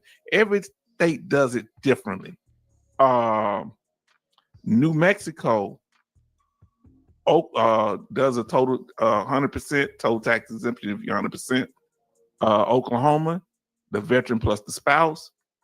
Pennsylvania, now you can get a total tax exemption at 100%, but you can't make over $92,593. That's a real odd number. Where that come from? South Dakota, if you're paraplegic, you're paraplegic. Nebraska and Virginia, if you're 100%, you can do it. So every state has its own exemption, and it's important. because here in Texas, if you have a home worth 400,000, that's saving you $743.34 a month. A month. That's what? That's close to about 12,000 a year. Come on, fam. And your state may be different. Now, they also, I want to ask y'all on this. Now listen what Charleston say, Pennsylvania sucks for veterans. Yeah, it's kind of crazy. Seems like they would have more benefits with the large number of veterans that live there. Do y'all know any programs that would help veterans pay their utilities that's specifically to help veterans? I haven't really been able to find. I saw some online that help you with your water bill, your energy bill, even Wi-Fi because people need it, electric, gas, or with their house payment. Do y'all know any programs in your area? Just say yes or no. If you know the name, you can let us know. There are other programs that they do like this. Now let's talk about this employment thing. This is going to come up tonight. Like I said, we've been over an hour and 25 minutes. This is a lot of information, family. That you won't believe. This is like almost 200 slides, and some of the slides are videos. So employment, veteran and employment. That's the reason they moved to certain states where the jobs at. People say, we hire the veterans. Have y'all ever seen something in your state that say, we hire veterans? Yes or no? Put a Y for yes or N for no. I've seen it here in my state. Unemployment. Let's talk about unemployment. In particular, when you get out the military, if you file an unemployment claim getting out the military, you can get unemployment. Who got unemployment when they got out? Let us know. Put UP in the chat if you got unemployment when you got out. Say no. All right. No. No, they say no. It gets on veterans this year. Okay. We have 16 likes and 13 watching. Thank you, family, for being in here. Now, Charleston say no. And Jalva says yes. Yes to the hiring of veterans. Okay, yes. Sorry for asking questions kind of right behind each other. Sorry about that. I'll do better next time. No unemployment. Okay, yeah, you can get unemployment, I thought. Nope, Reagan stopped that. Wow. What? I got it when I got out in 92. Now, education. Do they have educational programs in your state for veterans that went in from your state? Find out. And if you don't know, look and make sure. We're going to start going over each state, and y'all going to help me get a thorough understanding of that. Do they have educational programs? If you went in from that state or if that's your home state, you can go to school for free. Here in Texas, we do. This is a state benefit called the Hazelwood Act. All right. And just the veteran themselves, a Texas veteran that went in from Texas, or Texas was their home of record. Both is true for me. Because some people go in, but they're from another state. Veteran in the military get 150 credit hours. From veterans entering the military from Texas gets 150 credit hours of college, but it has to be in the state of Texas. Now, if you don't use it, you can share it with your child or one of your children at a time. It's called the Legacy Program, where veterans share remaining credit hours with child. Now, once you become 100%, your child and your spouse get their own 150 credit hours. Huh? You become 100% disabled. Fam, let's talk about it. Transportation here. Can you get here $3 for registration? I don't know if it's went up. You get a free driver's license for 60%. DV tax at 50%, and you get to ride all the tollways for free, park downtown for free, metered parking and all that, and free airport parking. I forget what the rating is. Now I say, Jay, I'll say next, OP hiring veterans by matching veterans to corporation jobs openings. Okay. All right. We're going to be talking about that in a minute here. You know, if you have a vehicle, you can get your DV tags if registered in your name. There's no limit on how many vehicles you can get registered. However, if you use the handicap symbol, you can only get one here in Texas, one handicap symbol. All of them can be disabled veteran plates, but one with the handicap symbol. The other ones, you would have to put the placard, the blue placard in the window if you qualify for it. Now, Charlton say, I'm bitter about PA did me in the house. Yeah, I can imagine. That's why I didn't come home to Houston, because I didn't feel like they were gonna treat me right. I went to Virginia. And I don't appreciate the way they treat you either, brother. Free parking downtown Houston, 3 hours. The meters are covered. Veteran parking. In your state, do they have just veteran parking? They have it at Home Depot down here. Do they have any veteran parking signs where you at? Downtown parking, like we said, 3 hours is downtown. I kind of got it overlapped again. And tollways are free with if you get DV tags at 50%. So once you got DV tags, you can ride tollways. Now recreation. You can get in the state parks. Do they let disabled veterans state park? You got to be 60% here to get in the state parks. You got to get your they call it a passport then. They got a different looking card now. I got to get mine updated. And free hunting and fishing license. Some states do it differently. In Lowe's, we have veteran parking. Okay, Lowe's like Home Depot. Yes, indeed. And if you can go to all the state parks and everything. Take about, I think, two to three extra people with you. Now let's see. Now Charleston say only Lowe's has veteran parking, not Home Depot. You know what? I was incorrect. It was Lowe's. I was at Lowe's with veteran parking. I apologize. Thank y'all for correcting me. Now that I think about it, I didn't see no veteran parking at no Home Depot. Why do you think Lowe's have veteran parking, but Home Depot does not? Now, Jay Oliver say certain parish counties, because in Louisiana they call them parishes, the counties, agencies have veteran parking spots. Lowe's, yes indeed. Lowe's is the one. Now, state parks. Now, who's covered other than the veteran? Who's covered? You want more information about benefits in Texas? Go watch our video, Texas benefits, veterans and their dependents. 20 benefits. We break it down. H-Town break it down. Now, first, who's covered? Who's a qualifying dependent? And this in particular, especially if it's going to be disability, who qualifies as a dependent for a disabled veteran? You have to have at least 30% rating, your spouse, minor children, even children that are not minor, that are helpless children. They may be over 18, but became disabled before they turned 18, and dependent parents. So this would translate over to your state benefits as a dependent. But if you're not disabled, if you live, just be your family or whatever. Now let's see. Lowe's have veteran identified workers also.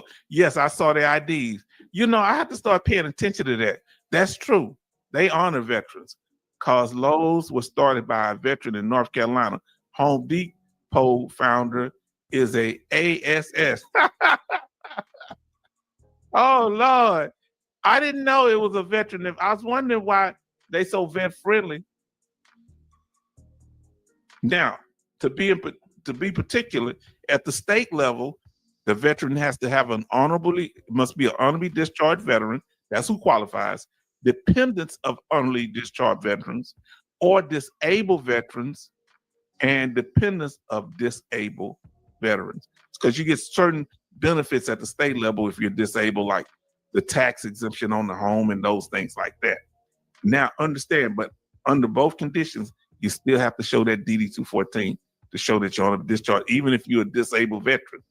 They want to know if you're, they want to know that. Now, family, we went over all that information in an hour and a half. I thank y'all for being patient with me. We were interactive. We said that the reasons veterans in the top 3 states most likely move to these states for some of these reasons, because veterans tend to go to states where it was their place of birth, the state of military entry, where they joined the military, number one. Number two, the cost of living of that state. Now, we know that to be true for Texas and Florida, but may not be true for California. In addition to that, number three, no state income taxes. We know Texas and Florida don't have any state income taxes, but California does. Number four, state geography and climate. Well, this is where California wins out, because there are not really any hurricanes there. There are earthquakes and, rarely earthquakes and what do you call it, forest fires. But the climate is beautiful. Texas is hot and sweaty, so is swampland, so is Florida. But it's beautiful places. But hurricanes and tornadoes are a beast in those areas. So there's a give and take when it comes to the state. Number five, economic opportunities and jobs. People going to Texas because that's where the jobs at. All right, now number six, 10 top populated states. We went over that. Number seven, the relationship and family ties will draw veterans to certain states. And we talked about online dating. Number eight, state and local politics. So, depending on what type of homeless issues you have there, social issues or excuse me, fella.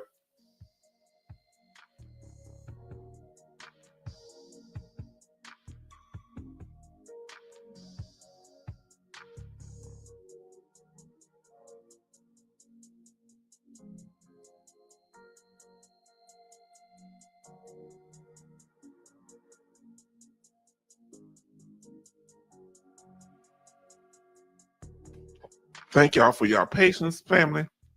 I need to get some of that ginger root too and some tea. I was gonna make some tea, but I didn't have time. Now, in addition to that, another reason, number nine, is veteran support programs. They have a lot of them in certain states.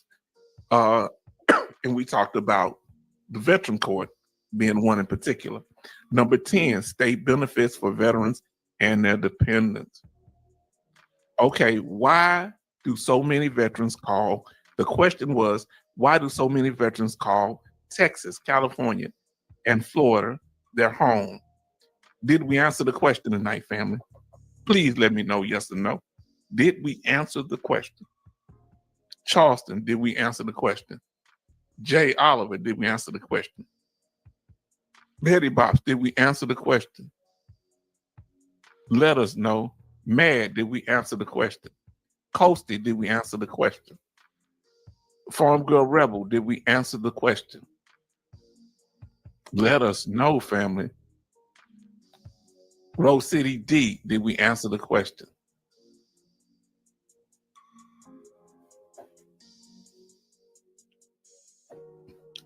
Bionic Woman, did we answer the question? Family, let us know. Did we answer the question? Yes, yay, or nay? Vin Olive, did we answer the question? Let us know, family. Okay, let's see. Mad say we answered the question. Jay Oliver say we answered the question. Farm Girl say we answered the question. Charlton say yes, H-Town. Okay. And then we have Betty Bob says, yes, you did answer the question in great detail. And I did research for this, fam. I do this for y'all because y'all mean a lot to me. Now, fam, I'm buttering y'all up because y'all ain't gonna not like what I'm about to show y'all. Y'all not gonna like it. I'm telling you. When you hear this here, in my opinion, you may not care for this. Now smash. Then I had a nerve to ask you to smash the like button if this information was informative. Please, if we want to earn your like, share it with others. We would appreciate it. And we want to earn your subscription if you're here. We want to earn that subscription. We're not going to cover VA law. We're going to the news tonight. So news is going to be the topic. We're going to kind of finish on. We're not going to even go over about our channel. We're going to go to the news and we're going to take it here. Say, I probably already heard it. Shenanigans on the hill. Yes, indeed. Oh, they cutting up. We have 18 likes, fam. That's a lot of likes and 12 watching. As people can watch, they come in and hit them likes. Thank y'all. Family. Don't forget that Veterans Day is on November the 11th. Y'all give me some ideas. My daughter gonna be my other vehicle. My daughter gonna be driving this vehicle. I may not have a vehicle. How can I get around on Veterans Day to go eat some food? Because my daughter gonna be out. I want to take my vehicle to be safe.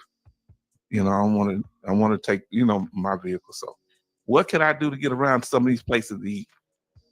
I want to know. Now on Veterans Day, she gonna be gone. Yes, no, maybe. We already asked. Okay, now that's how to play. Oh, now look at this guy. Daniel M. Gade, PhD, Lieutenant Colonel. Okay, I can do Uber. Okay. Say yes, and you say yes, H-Town. I am triggered already. That's why my salty talk tonight is mad. But look, he got to be saying something positive. He's smiling. When he get through talking, he smiles. Rent a vehicle. I might rent a vehicle. You know what? It probably, my daughter said something about it like that. I'm going to rent a vehicle. Say, Jawrun. What's that? Jawrun. What is that? Look at the smile. Now, he's a lieutenant colonel, U.S. Army retired. So he got to care about veterans, right? All right, family. Let's see what's going on. Fair use, family. And I thank y'all. If you've heard about it, put a 1 in the chat.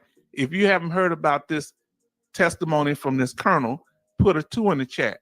1 if you've heard about this colonel. If you haven't heard about him, put a 2 in the chat. And family, we're about to get to it. We're going to share this video. We thank you.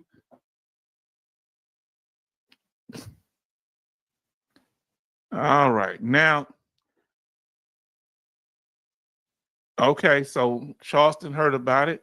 Madre heard about it. Oh, yeah, this is, and they want us to hear about it. They want us to be upset. They're testing us. They're doing a litmus test. I want y'all to understand this here. This is why H-Town don't play around when it comes to these benefits. I don't play with this stuff. This is why I don't talk about, come here, we make it easy, fast, simple. Come over here to H-Town. We're going to get you 100%. I told them, fool, now you can draw attention. You got us on the spotlight. You can blew up the spot. We can get it with no evidence. Remember that guy came up on some Sarge guy came up here, got him up out the paint. The heck you talking about? Without no evidence. That sounds like fraud. Me you gonna lie about the evidence? Everybody say 1, they heard about it. Okay, family. Well, H-Town gonna break it down and we gonna get your input also. Huh? Now let's get to this here. Let's talk about what's going on. And H-Town gonna break it down. Can we do that? My seat, we can now, I need a model of each other. All right, now let's get to it, family. Thank you for your patience. Let me know if you can hear it, and let's get on to it. This gentleman spoke, Mr. Ryan, but he said some slick stuff about they need to get rid of some of our benefits. he kind of act like he was on our side, but this veteran of foreign wars representative said some little slick stuff, but we'll cover that when we cover this video in more detail in the reaction video. But we want to get to the clip of the guy that comes right after him. All right, is that all right, family? Is as I used to say in my family, is that all right? It's all right. All right, let's get. He thinks only combat injury veterans should be compensated. Come on now. Hold on. Y'all gonna make me look. Family, hold on. Is H-Town prophetic or what? Now, I want you to follow me. Slow walk this thing, right? Now, I want you to listen to me. You say a whole bunch of jive. Uh-huh. Now, listen. Haven't H-Town been talking about this thing?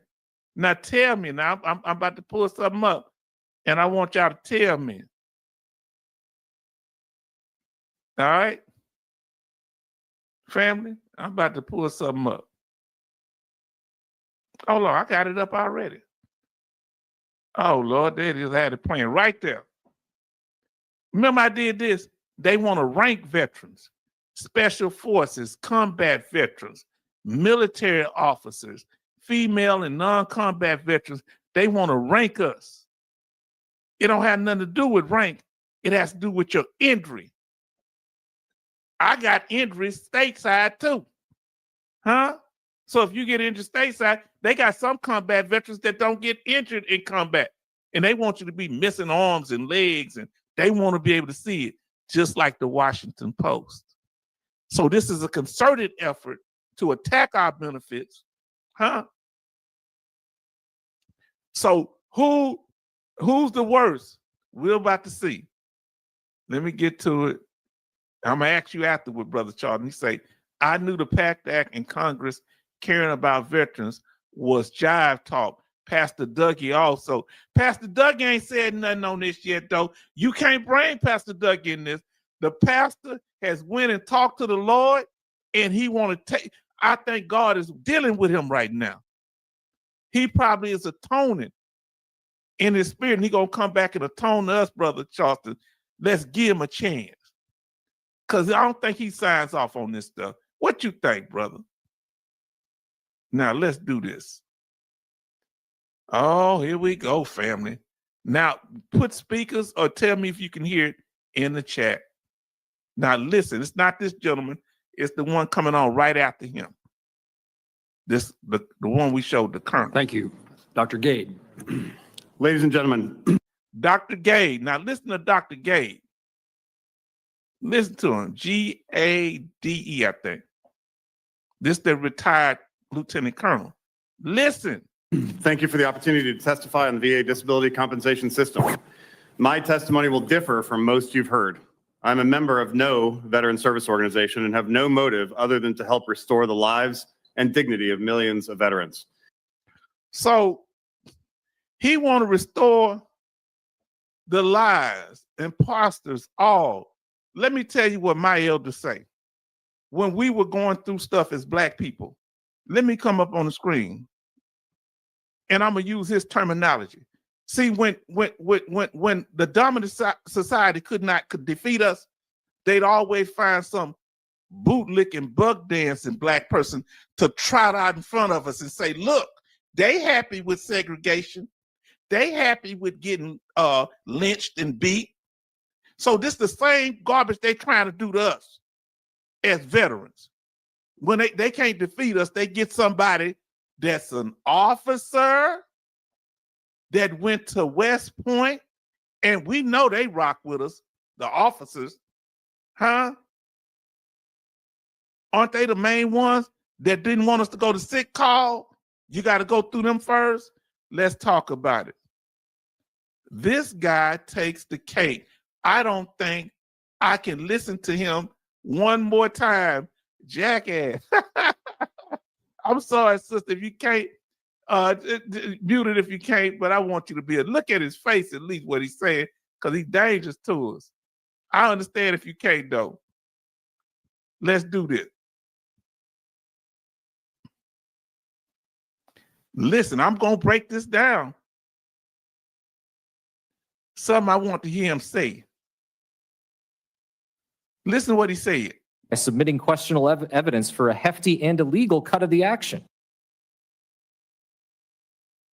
To testify on the VA disability compensation system.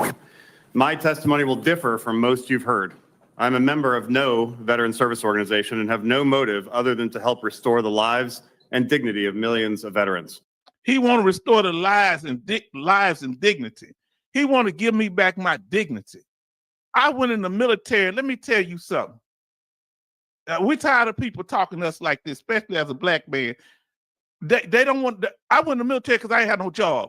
Either I had a job, I had the choice to sling some dope out on the streets or rob somebody, or join the military. They put them freeways, canceled all our businesses. So you want to give me dignity? I needed money. That's why I joined the military, and because of the patriotism of my family joining the military, several of my family members.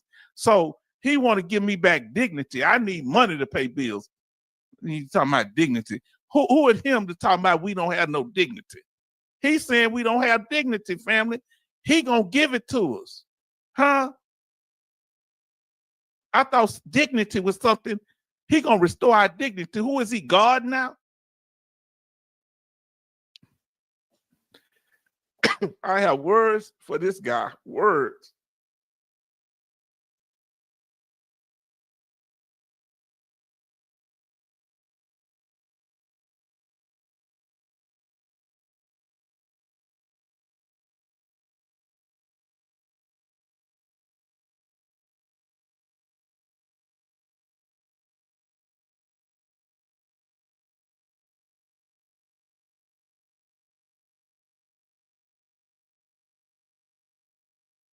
I'm struggling a little bit over here, family, but we're going to get to this.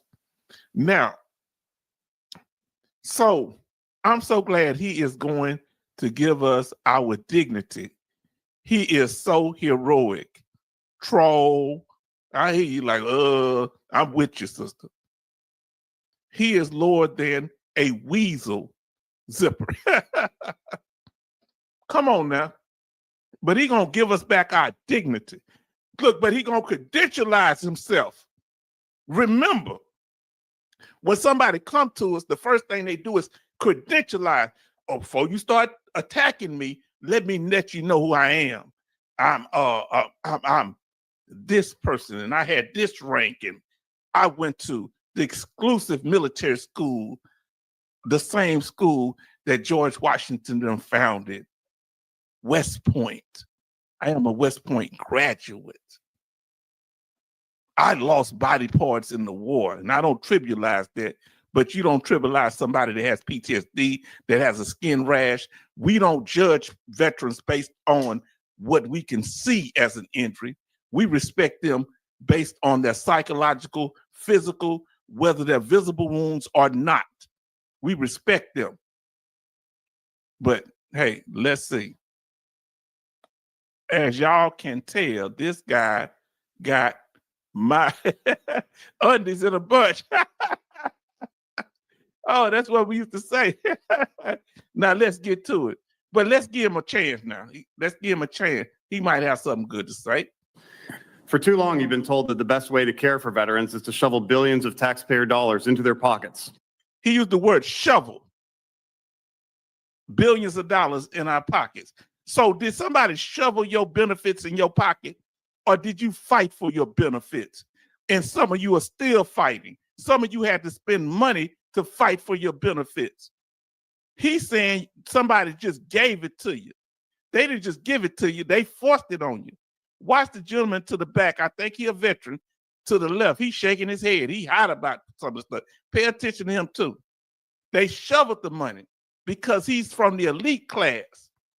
And he thinks that we just get stuff. This approach has resulted in a veteran class that is sicker, more marginally employed, and more suicidal than ever. So we sicker because we get treatment now. We're sicker because we're more marginalized because we get the benefits. And that's what I peep my game. You're not even a full bird colonel, but retired. you didn't make general either. That's why he probably got an axe to grind. Oh, but he went, I'm not beating up on West Point, but he went to West Point. But he probably didn't know how to treat his soldiers. Can you imagine this being your battalion commander? That's what we call it in the military. It's a light colonel that's over the battalion. Can you imagine this guy, if a soldier needs some help, talking to him, having to talk to the colonel about something? Oh, but he has a PhD too. Bet he uses VA benefits to get his PhD. But y'all gonna feel sad for him. Don't you talk too soon. This man sacrificed now. Now listen. Yeah, he probably did, but he don't want you using your benefits to get him. But listen to his story. By paying veterans to be sick, we create more sick veterans. Paying veterans to be sick, you create more sick veterans. Paying veterans to be sick. They pay veterans not to be sick, but to compensate them for a loss of use of body parts, mental capacity, the loss of use, the loss of the ability to earn income in the private sector. We can't get life insurance sometimes. We can't work at jobs. Let me come up on the screen. I know I'm been cutting it up. Let me tell you something. Do you know they have certain jobs that you have to tell them if you was in the military, if you suffered from PTSD? They was doing that back 12 years ago. Did you know that down here in Texas? They want to know if you have a mental health condition. That'll cancel out most of us as veterans. The nerve of him and I'm triggered. Separated from meaningful lives of purpose, and we deepen our suicide crisis. I developed this. So by getting benefits, it makes us more depressed. Let me ask you a question, family. Please tell me. The veterans that take their lives over at the VA hospitals, did they do that because they were getting help or because they wasn't getting the treatment that they needed? Please tell me. I want you to hear this man again. I almost called him something. Now listen to what he said again. To testify on the VA disability compensation system. My testimony will differ from most you've heard. I'm a member of no veteran service organization and have no motive other than to. So he ain't part of no veteran organization. He could have just said he act like no was the veteran organization he was a part of. Stop talking all them big words. Help restore the lives and dignity of millions of veterans. For too long, you've been told that the best way to care for veterans is to shovel billions of taxpayer dollars into their pockets. This approach has resulted in a veteran class that is sicker, more marginally employed, and more suicidal than ever. By paying veterans to be sick, we create more sick veterans, separated from meaningful lives of purpose, and we deepen our suicide crisis. So he's saying by us being disabled veterans, we were disabled. We just got the prefix. We were disabled without benefits, but by us getting disabled with the benefits, that make us want to harm ourselves.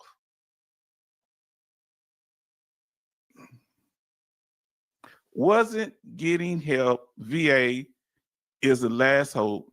It was in my case, same thing. He don't see that, don't care. Does he see himself as a veteran or as a politician or as the upper class? I developed this perspective through hard experience and long study. I was wounded in combat twice, losing my right leg and spending a year at Walter Reed. Hold on. Why would he go to Walter Reed? He didn't have to pay for Walter Reed. Shouldn't he went to an outside doctor? Why is he using these medical benefits? Huh? If you don't want us to get the help, why you want us to, if we don't get compensated and he lost his body part, who paid for that? Who paid for his prosthetics? Did he pay for it?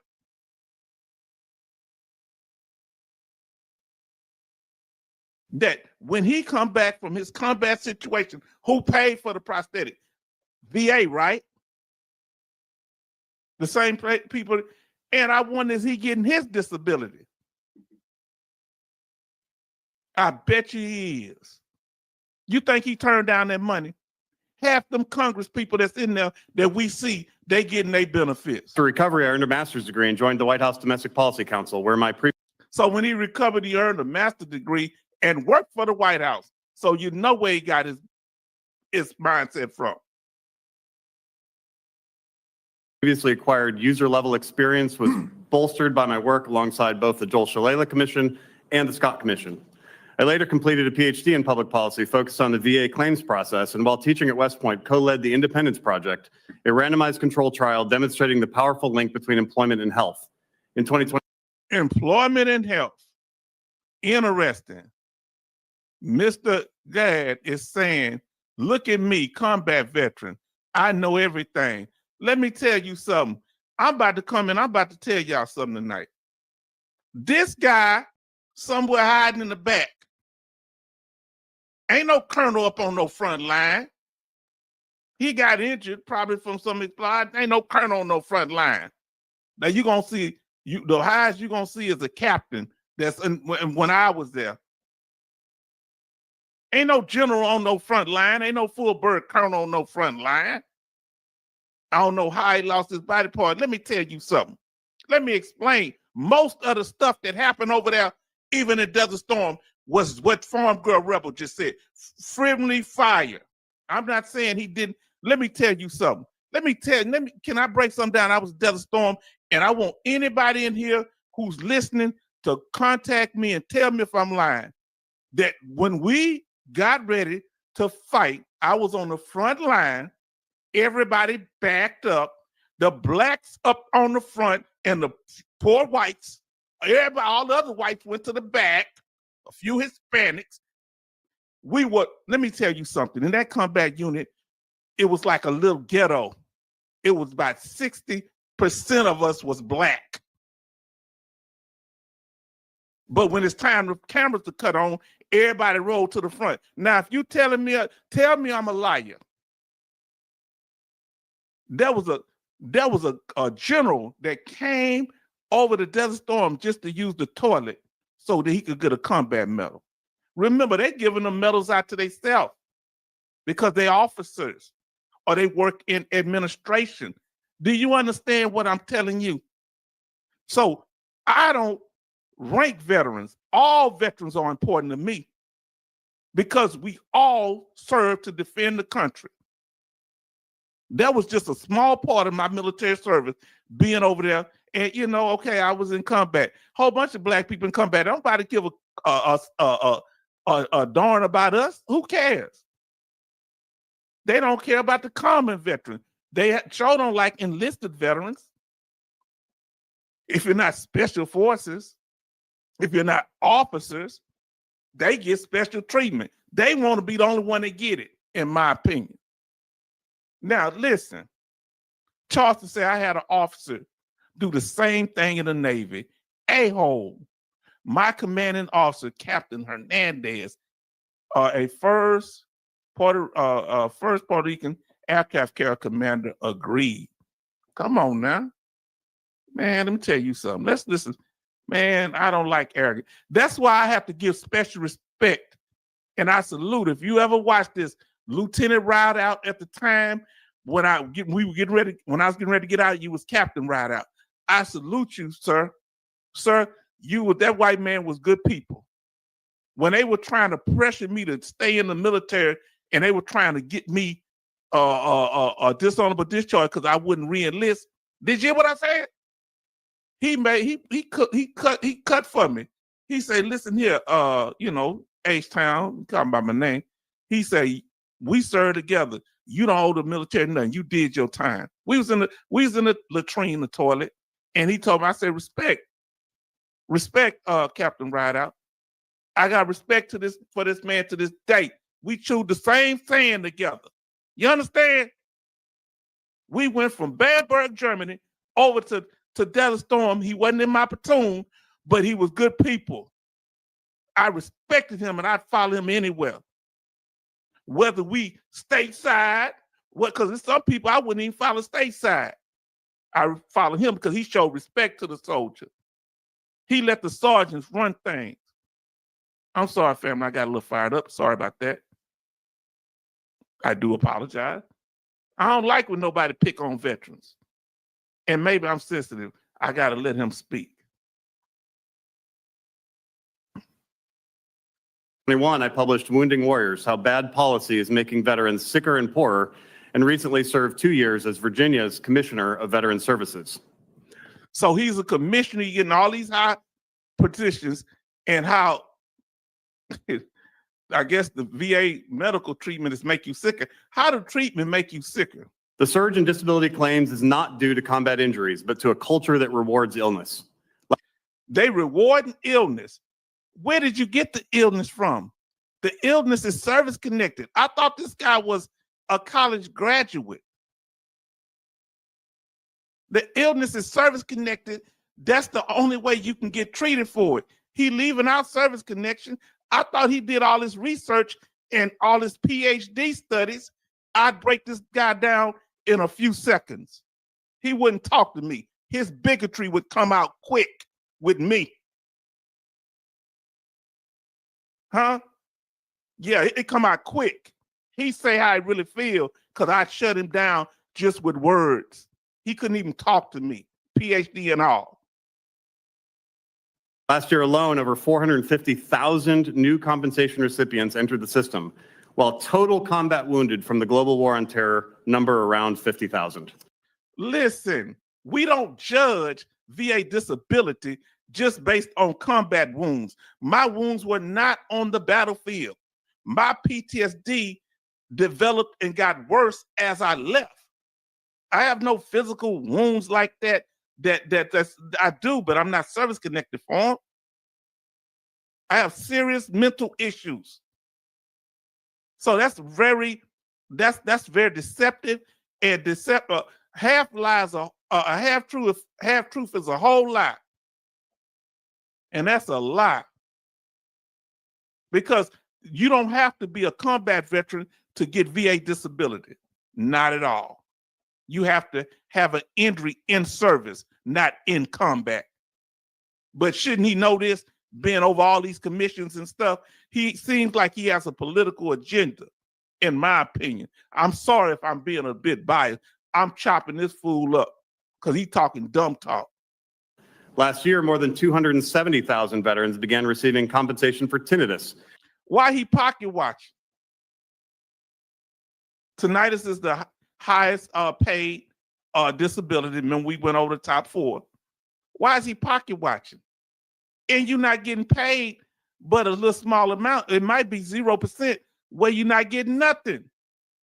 And shout out to CFDib. He covered this too. Shout out. That's why I learned about it. That most that do have a compensatable rating, it's mostly 10%. I mean, he don't want veterans to get 10% for tinnitus, the ringing in the ears. Which is 100 times the number of GWAT amputees over a 20-year period. 100 times of amputees. So he's taking everything back to his personal experience of losing a limb. 100 times. Yeah, you getting probably full benefits or at least 40%. Somebody walked your stuff through, most likely. But yeah, that's going to be more people with minor disabilities. They're not getting paid. But like 10%, what, $100-something a month? That's cold, game. That's cold, man. Blessedly high survival rates from combat wounds are not the cause of the growth. So survive away from combat wounds. Everything back to combat wounds. This lie allows advocates to tuck every veteran disability claim under a cloak of virtue. Let me tell you something. You know how evil this is what he's saying? So he's saying it ain't visible. Guess what he's saying? That somebody, I ain't putting words in his mouth, but he's not talking about people that suffer from MST, military sexual trauma. I wonder what his view is on that. Instead, the avalanche of claims is driven by nonprofits and pay-to-play claims companies that encourage veterans to selectively exaggerate or falsify symptoms to, quote, grab all they can. Wow, grab all they can, exaggerate symptoms. And part of it is some of the groups, but the whole thing is How did he know we exaggerating? What veteran out there saying I was exaggerating? They only have a few fraud cases. Man, if this man don't sit down, let's continue. End quote. Aging, genetic, and lifestyle conditions are increasingly labeled service-connected, resulting in tens or hundreds of thousands of veterans rated as 100% disabled who have no true incapacity or whose incapacity would have eventuated regardless of service status. Is he a doctor? We do not get an increased severity based on our age. Am I right? We get an increased severity based on the condition getting worse. If our condition gets worse as we age, we already got the service-connected condition, so it may get worse. They need to compensate us for it.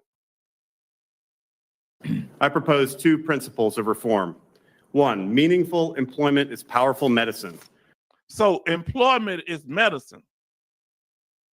Meaningful employment.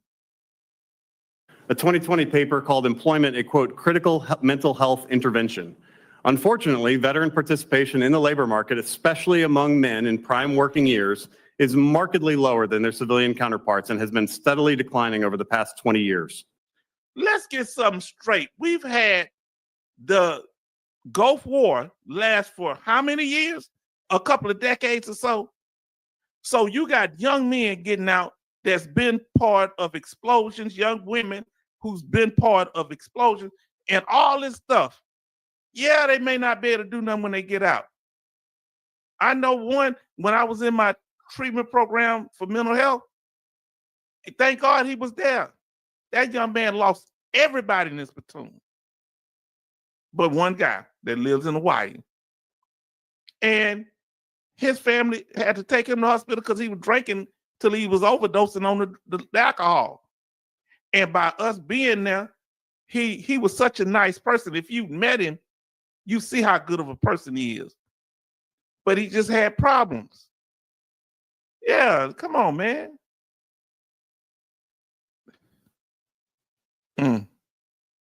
Disability compensation discourages work by rewarding inactivity.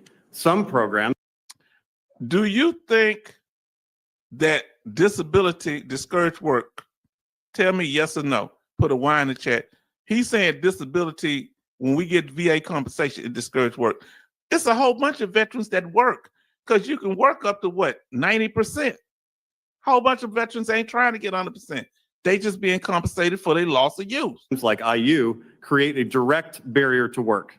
Any separation from the. Not true. IU don't make a direct barrier, maybe an indirect, because you can work. It just can't be gainful employment, meaning you paid over the poverty level, and you have to work in a sheltered environment. He's just doing a whole bunch of propaganda talk, in my opinion. The labor force causes isolation, malaise, and reduced income, coupled with a demand for ever higher disability payments. We should shift dollars from paying veterans to be sick towards meaningful incentives for gaining and maintaining productive employment. So he pocket watching. He wants you to go work. How you gonna find jobs when people out here in the civilian world can't find jobs when they bring in more and more undocumented people to take the job for less money? They got undocumented that they're working in the police department in $200,000 jobs. I'm not making none of this up. They had them in the police department. One Jamaican fella got deported. One of them was making 200-something thousand. He was the school superintendent, had criminal charges, and he still was a school superintendent, and they deported him. He went on the run from the popo. Huh? This happened 3 to 4 weeks ago, fam. But they talking about we can find jobs out there. Without treatment, we need less treatment, more jobs. How y'all feel? I hope y'all can positive incentives can have a long-lasting positive effect, as demonstrated by the Independence Project. 2, disability compensation is a destructive goal. Disability is a negative word. In Latin, dis means not, opposite of, or apart. The disability compensation system pulls veterans into a destructive identity as, quote, disabled veteran, rather than helping create a positive, forward-looking life and career. Do you think that being labeled a disabled veteran, family, I hope y'all can hear me. Does that make us feel bad? Are y'all there? Somebody in the chat say something if you can hear me. Because I don't know if y'all can hear me. Ain't nobody responding. Give me some kind of response in the chat if you can hear me. Make sure we still here.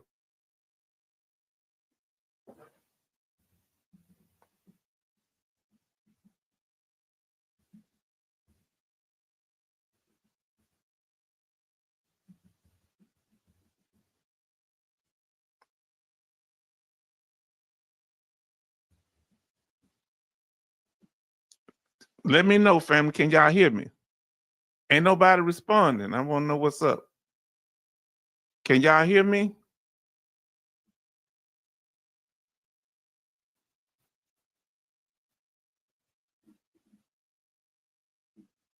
Because I ain't got no response after our brother. This system is anti-thriving, anti-productivity, and ultimately anti-veteran. Further, it discourages future generations serving by painting veterans as a troubled problem class. The compensation system traps veterans into a disability identity, teaching them to chase 100% rating as a proof of honor or source of validation. 9 of the top 10 conditions for newly rated veterans are easily exaggerated or totally unverifiable. You're not verifying, but the doctor. I don't know if y'all hear. Let me know if y'all hear, family. Can y'all hear me? Let me know if you can hear me. Ain't nobody saying nothing.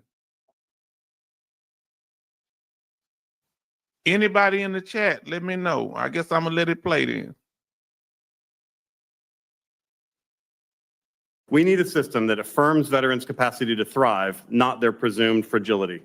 Here are several steps that would protect the integrity of the system. 1, treat but do not compensate for non-disabling conditions and eliminate conditions caused by genetics, aging, or lifestyle from the compensation rolls. So treat them, but don't compensate. Sleep apnea is one obvious example. There are hundreds of others. 2, require active treatment for compensated mental health conditions. If compensation is warranted, so is care.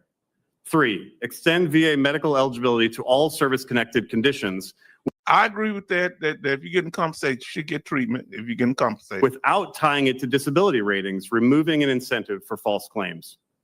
The current disability system robs veterans of purpose and dignity, trapping them in idleness and despair.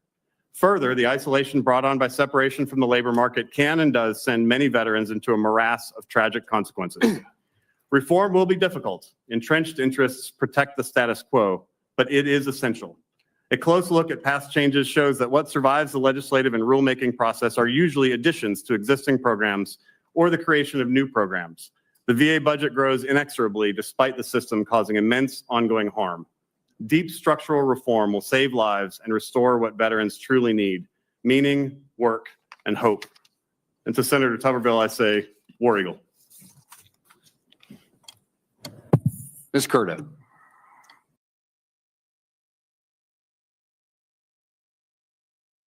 Did y'all see that boo-boo grin he put on? They put him up there because they wanted him to say what they couldn't say. Now look what he said again. Separation from the labor market can and does send many veterans into a morass of tragic consequences. Reform will be difficult. Entrenched interests protect the status quo, but it is essential. A close look at past changes shows that what survives the legislative and rulemaking process are usually additions to existing programs or the creation of new programs. The VA budget grows inexorably despite the system causing immense ongoing harm. Deep structural reform will save lives and restore what veterans truly need: meaning, work, and hope. And to Senator Tuberville, I say, War Eagle.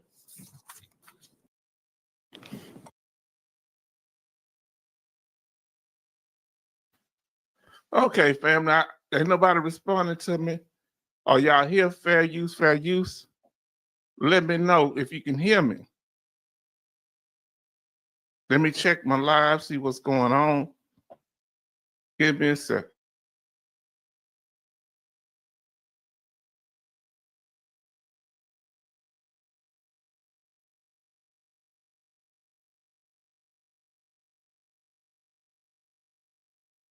Okay, something wrong with my chat.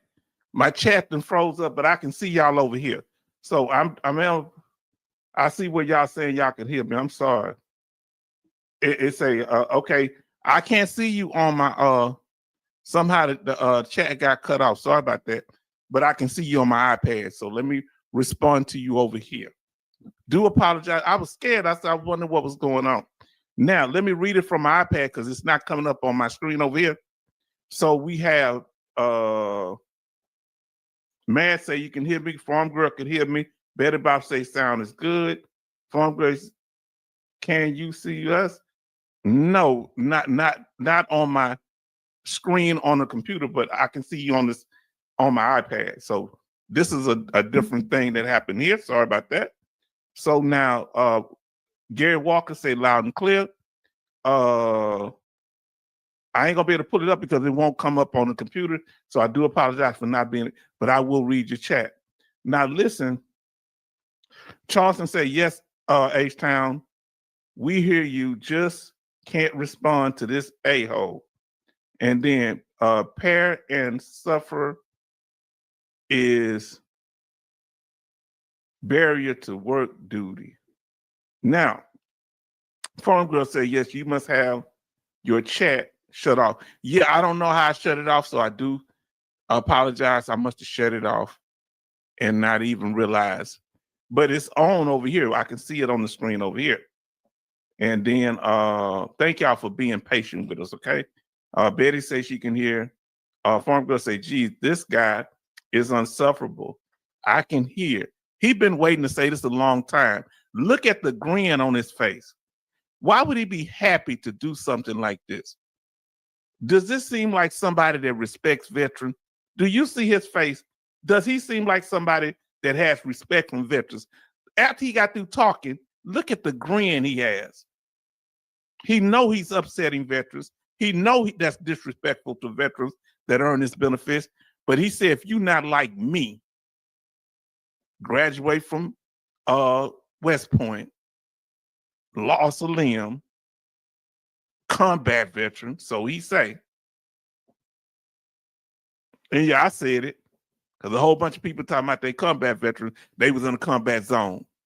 They didn't see no combat. I'm not saying he didn't, but the nerve of him to attack us. Vin Oliver say you can hear me. Jay Oliver say you can hear me. Vin say, I think his chat is shut off something. Okay, yeah. Betty did his block himself. I hope I didn't, but y'all can hear me, so we good. Now, LOL, this one Farm Girl Rebel. Now we can all troll into troll. we can all turn into troll. Yes, indeed. We can hear you. Okay. H-Town been blocked. I blocked myself. What kind of stuff is that? Now I say LOL. I'm trolling. Was short.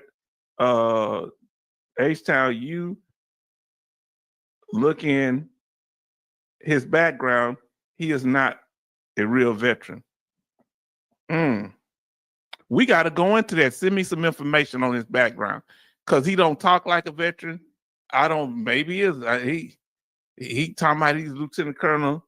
He don't look like nobody that interacted with soldiers. Fam, I don't know what to say. Do y'all see the look on this guy's face? Do you see the look on this guy's face?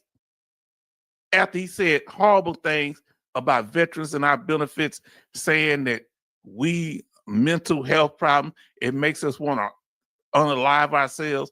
Do you hear this guy? This guy sounds sadistic to me. Now, family, that's what I was saying. Okay, oh, that didn't work out good. Now, as long as y'all can hear me, if y'all stop hearing me, let me know. Y'all can hear me. So let me know if something go, because I'm looking at the chat over here on the side. So, fam,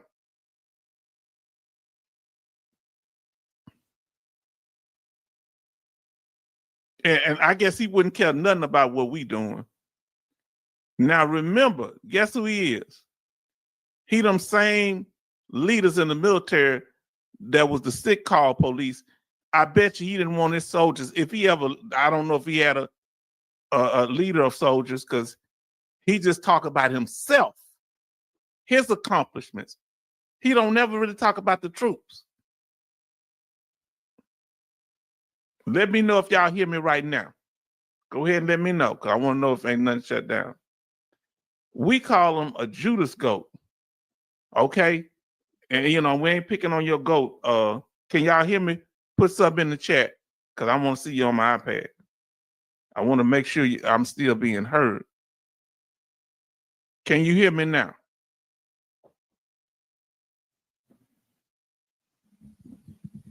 Okay, sound is good. Okay. Now, the Judas goat, anybody know something about farming? And when they take a sheep, yeah, Judas goat indeed. So what they do, they'd have one goat or sheep that they feed real good and take care of him, so he or she be the first one go to the slaughter. You following me? So the other ones wouldn't get nervous when they go into that little area, knowing, because they're not gonna want to go in there. So they get the Judas goat to go, so the other ones would follow them, and then they would slaughter the other goats or sheep, and then get the Judas goat last. Huh? Now listen what she say. Leads the herd to slaughter. So he getting it. He didn't say whether he getting his benefits or not. He must be getting them, because he said, unless you got combat wounds like him. So I guess he said veterans like myself with mental health conditions, we all faking unless you are special forces or you got the complexion for the protection like himself. Ain't nothing but hypocrites. And he ain't gonna pull this small time stuff over on me. Now, listen, Judas, greatest of all time. Judas, the betrayer. Yes, indeed. Now check this out. Remember what Judas did. From what I remember, this man was talking a lot about veterans taking their own lives. Isn't that what Judas did in the Bible? 30 pieces of silver. He will sell out. Yes, indeed. Let me tell you this here. Remember, he worked in the White House under some administrations. Now listen, he was a tank crew injured for the RP in 2004. Okay. That's kind of at the beginning of it. Okay. He was a tank crew injured. I was in a tank from the RPG in 2004. Yeah, that happens. Yeah. H-Town, I'm going to be messy. Be messy. Just be messy. I'll be you. Didn't end well for Judas. No, it didn't. This is a Judas goat. He ain't putting veterans first. You saw that grin on his face? See, the problem he got is our condition is a protected status, and he don't want it to be a protected status. Because he wanted to be the very rich and the very poor. And veterans, we can somewhat survive. They don't want no middle class. We're not getting rich off these benefits. Now, officers were in tanks, H-Town, lieutenants, captains, but a lieutenant would be up on the front. Let me get this straight. So let me get something straight. Wasn't no colonels up on no front line. Wasn't no lieutenant colonel on the front line. He was in a tank back behind. But guess what? Just because you back behind don't mean you can't get got. You understand? No, the platoon's up front. He's in battalion headquarters. The battalion leaders are in the back telling us what to do. So he just got in the back. Most likely. But ain't no colonel up on no front line. You want him to go out first? Then how in the world, who gonna be telling us what to do? Who gonna give us orders? You understand? He get the orders from the big people. Let me tell you something. When you in tanks, see, I live this, so I ain't making none of this up.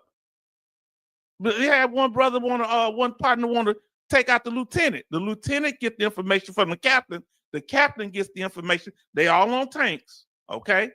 Understand, a platoon of tankers is 4 tanks.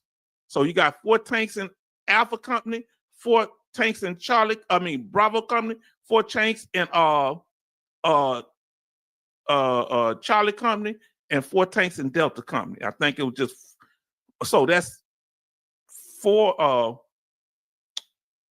I may have Echo. I think so. 4 times 4 is 16 tanks. That's just the tank company. I mean the tank. Now, okay, hold on. 4 tanks. In a platoon. So 4 tanks in a platoon, and there's 4. I believe there's 4 platoons in a company. Okay, you follow me? So that's how that goes. So it's quite a few tanks. All right, 4 in a platoon. So in my platoon we had 4 tanks. You had the lieutenant on one. You have the sergeant, the leading sergeant, our first, our platoon leader. Then you had other sergeants on the other tanks, the other 2 tanks, right? Yeah. Oh, now it's coming up. Ain't that weird? Now the chat coming up. I'm sorry, family. I got to get y'all stuff up here. I got where y'all, and everybody show love to our brother Walker. We ain't seen him in a while, Gary. And I'm glad y'all can hear me. Let me get y'all information up here, and I appreciate y'all. We just been here 2.5 hours, family. Sorry for those that are watching this recording. We had some technical difficulties. All right, let me see. Swarmy face. Yeah, look at him. Look at him. I want you to see this. Look at that face he got right there. Look at that face.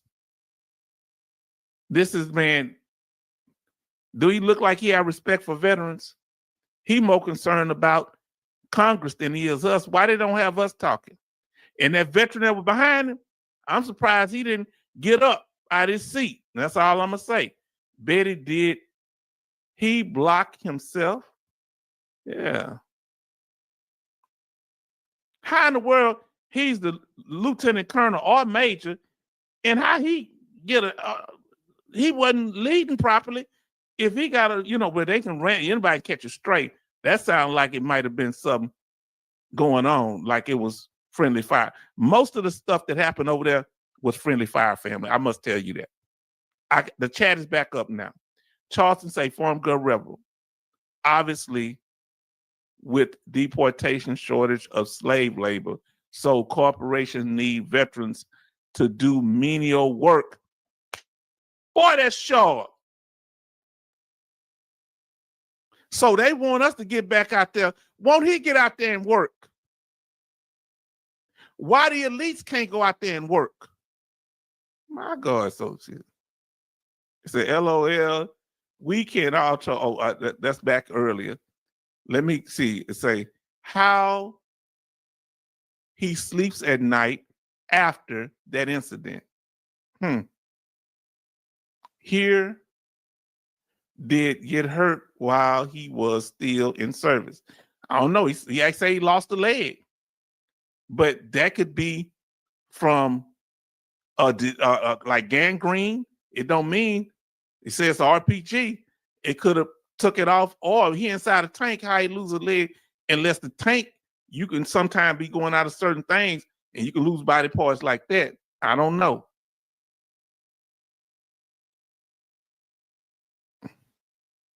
He lost his limb by messing with some sort of spouse. Right. 2004, you probably a LT, maybe a captain.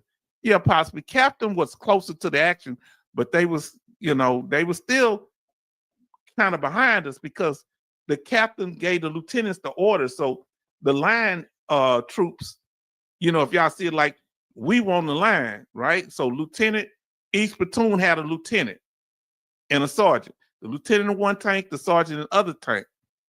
But that was probably the only ground war back in 2004 that they had since we had ours, because we had the largest tank battle since World War II in the first Gulf War.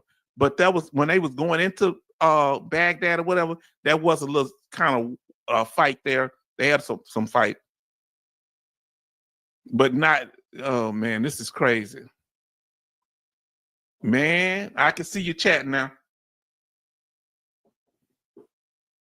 Now, Forum Girl say, I'm not seeing some of you guys chat in the chat. I'm missing some of the message too. Weird. Huh? Could it be what we talking about?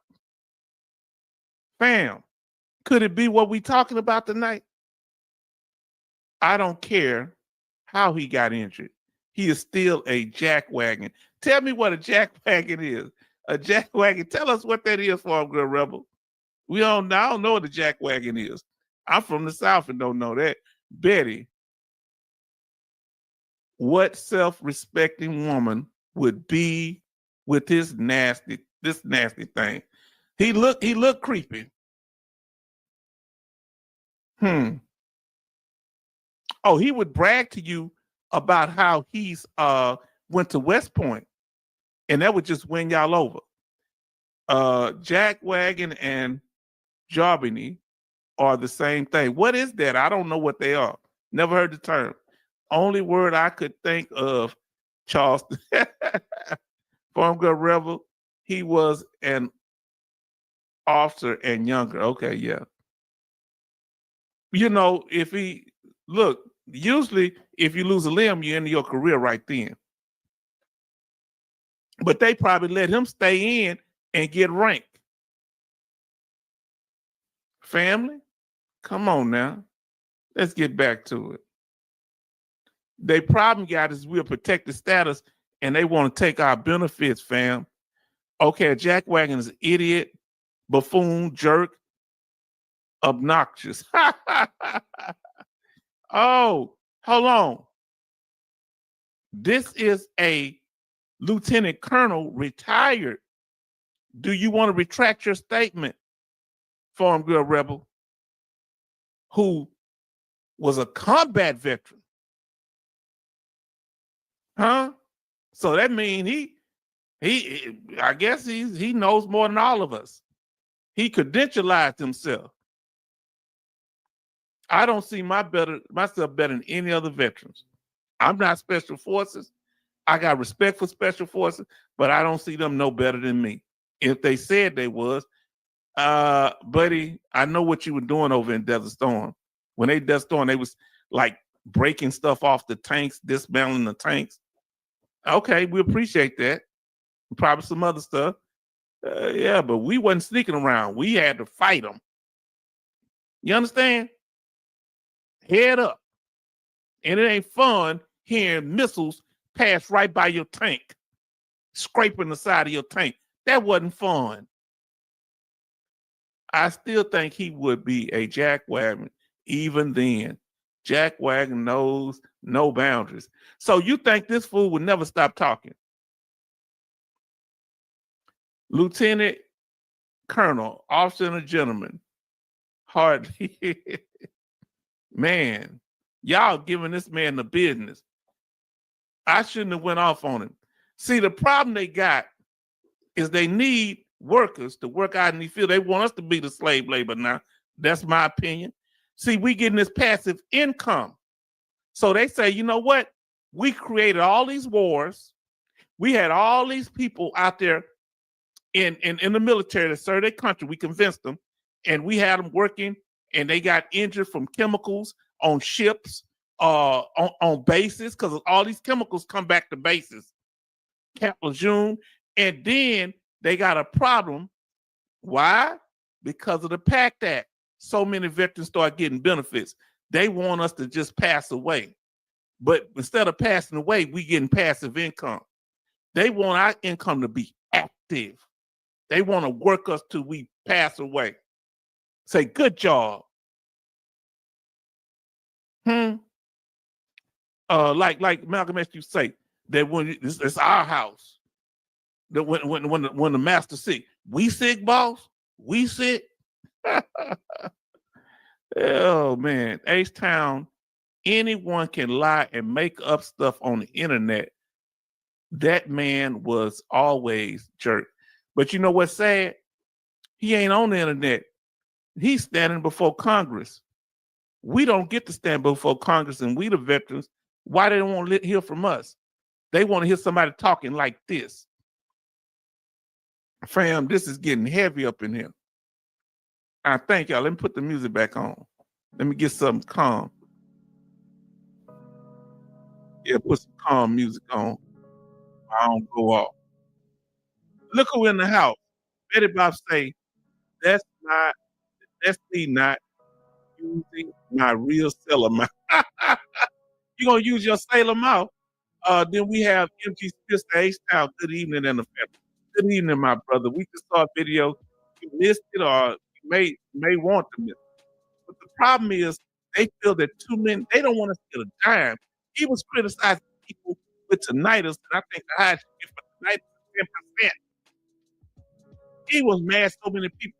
He say it's more people getting tinnitus that got combat injuries. Only 50,000 got combat injuries. And I'm sure you're talking about physical. Say, oh, please don't, shipmate. It will trigger my sailor memory. Now, Betty Bob said, H-Town, we have not perfected how to lie our way in Congress. So he say we lying, but he say he worked in administration. You don't think politicians lie? So I wonder, did the politicians he worked around lie to him? Now, what they want is not just low ratings. They want all of our ratings.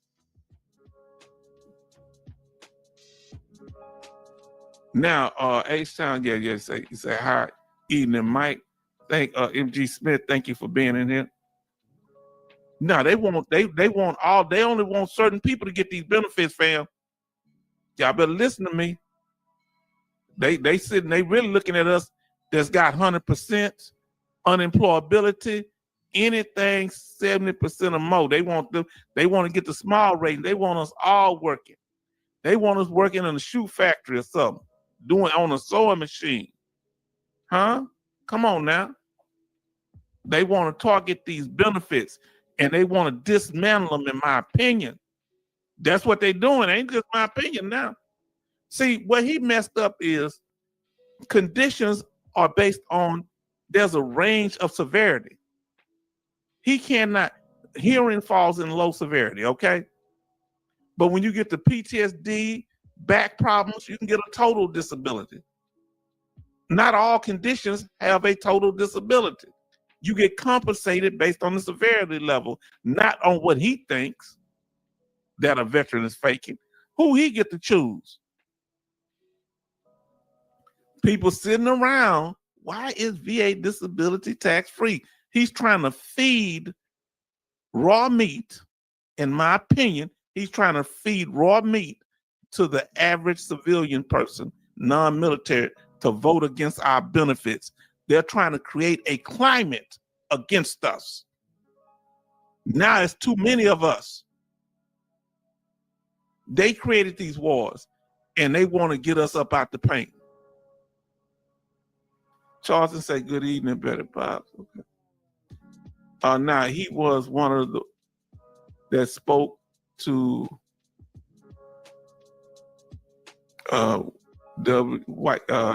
WP. Yes, let's see. Now, who is WP? And this is what they want. They don't want us getting no raises. They don't want us to get this compensation at all. They want us on a job. Who ready to go back to work up in here? Oh, Washington Post, yes. Wasn't he saying the same thing the Washington Post said? So they did a hit piece and he come out credentialized and say, well, they wasn't veterans, but I'm a veteran. Nah, he really didn't say he said I was combat. Boy, I'm tired of these people bragging about combat. None of them come talk to me that crazy stuff. All veterans are essential. Peacetime and wartime. And if somebody say something different, come say it to my face. Fool. Now, that get me hot. I don't believe the Washington Post was a plant piece to get. I do believe. I'm sorry if I'm good, Rebel. I do believe the Washington Post was a pant piece to get the Will Greaves. So now this person can come back and co-sign it, and they got they credential like, I'm a lieutenant colonel. I'm a graduate from West Point. I'm a missing a limb doing combat, injured twice in combat. Wow. So guess what? What comes out of my mouth makes sense. There was and my brother was talking about this. I want y'all to hear me. I want to say it was in Rome. There was a combat veteran. I want y'all to listen to me. You can keep chatting. There was a combat veteran who he was a war hero. He had all these scars. He had fought most of the battles, and he was going to run for office. Follow me. And when he first came and spoke to the people, he described his struggles and what he'd been through and showed them his scars. And that was they want to vote for him, right? Then he come back another time. Guess what he did? He come up there with all them big time leaders talking about how start bragging and stuff.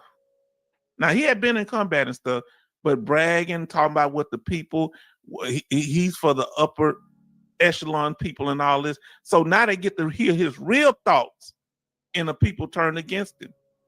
If he'd have just kept his mouth shut, see, you got to know how a person really feels. And you got some people do tell war stories, pretend that they did stuff. Ooh, boy, this is getting heavy. Now, there's a whole bunch of people lie and tell war stories now. Now, he was injured by an IED after he was moved from the RPG attack a few months later. He stayed on active duty with an amputated leg until he retired. So most veterans, they don't get to stay on active duty and retire. They get you right out then. Am I right? Do you get to retire when you're a regular veteran? If you get something like that happen to you? No. That sounds like a little privilege to me. Now, John McCain, it kind of happened to him. They let him retire too, but I don't know how close he was to retirement. Mike Smith say, H-Town, I saw that today, that PhD was really after us. Yes, he was. And we're going to be after him. Now, wait, my Louisiana politicians are, never mind. Oh, that's a good one. Now, listen. Charlton say, I worked for decades with hearing loss tinnitus. It was hard, but had family to support. Also struggled with PTSD. VA did Nexus in 1999. I just filed now as though I didn't get it in combat, and it don't matter where you got it. My question is, what you think he would say about your tinnitus if he was in charge?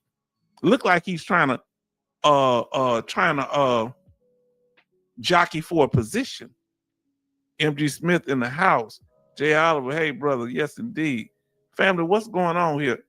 Are we in the twilight zone? What's going on with this crazy stuff? Veterans turning against veterans?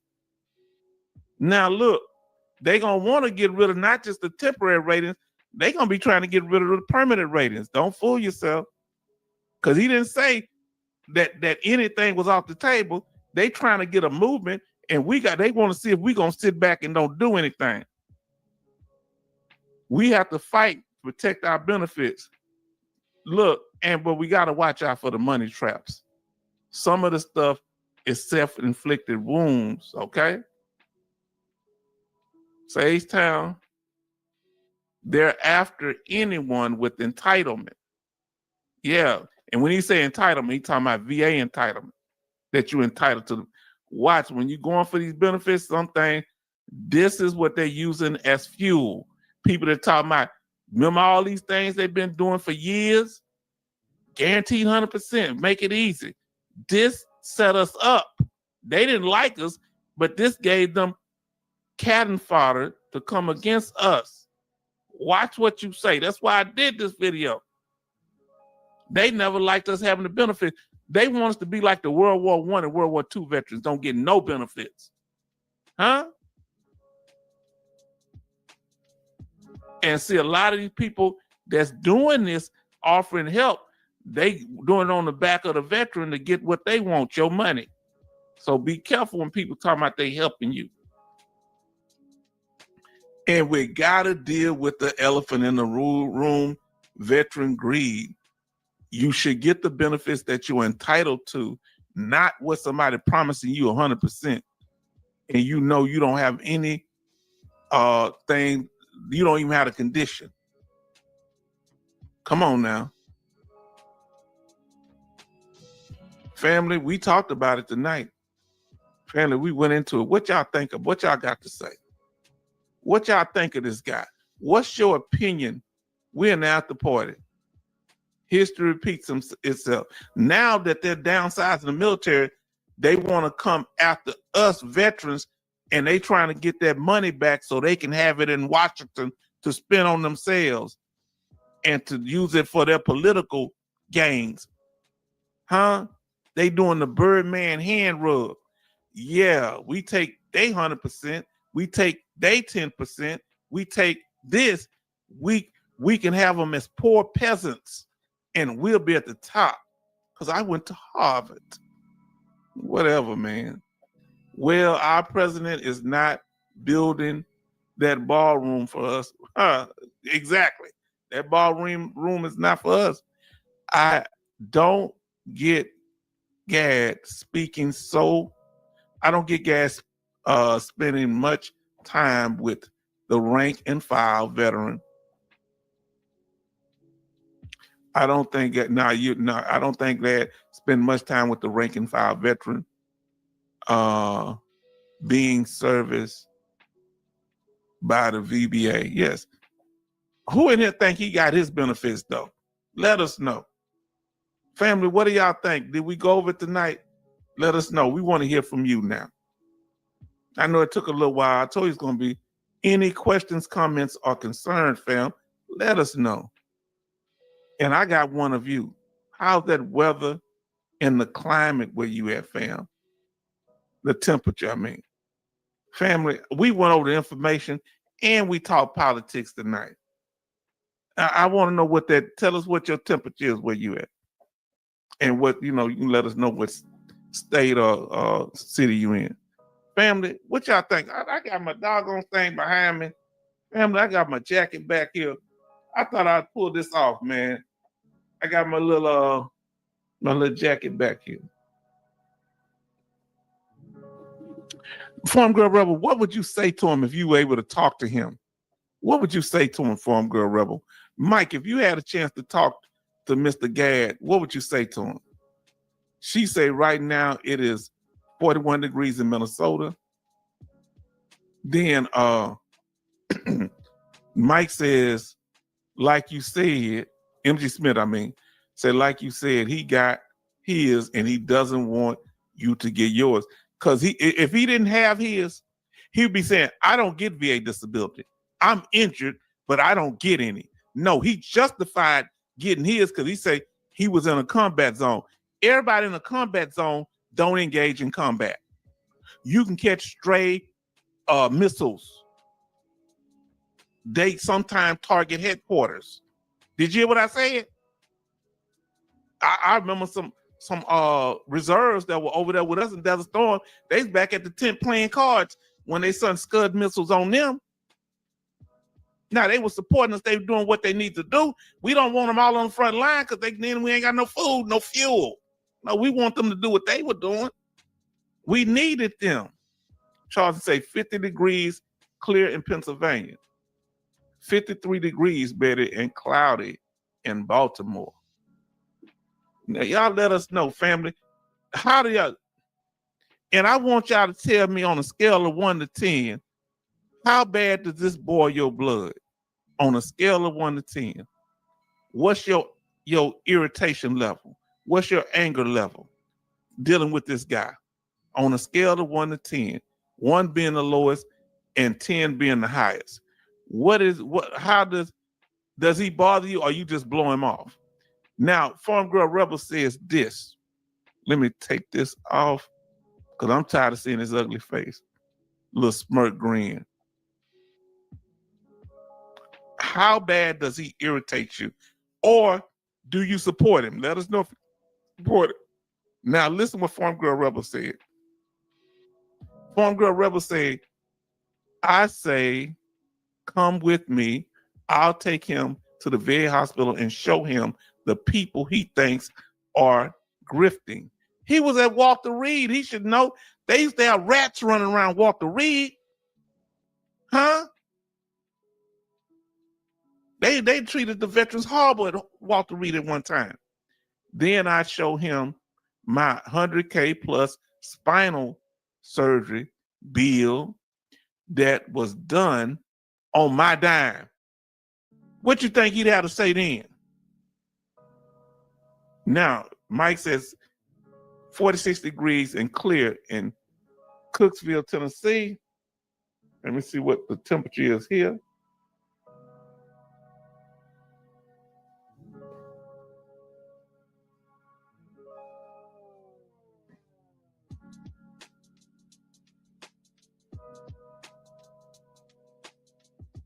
All right, we will.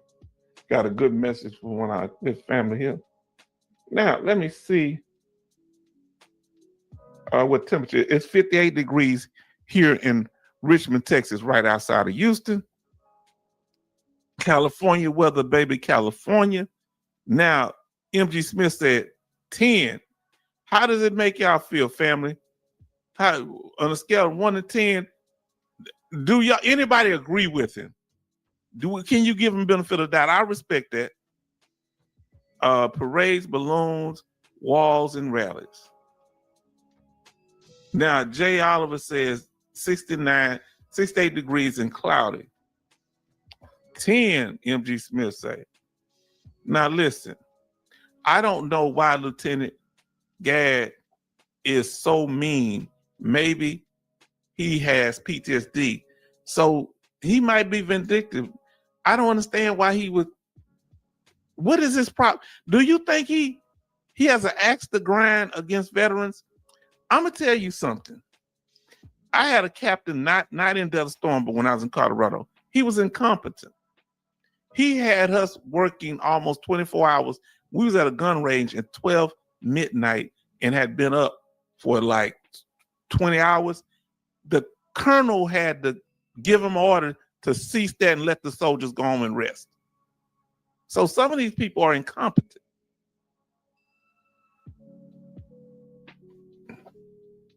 You know, he might have asked the grind because he made lieutenant colonel, but he went to West Point, but he never made colonel.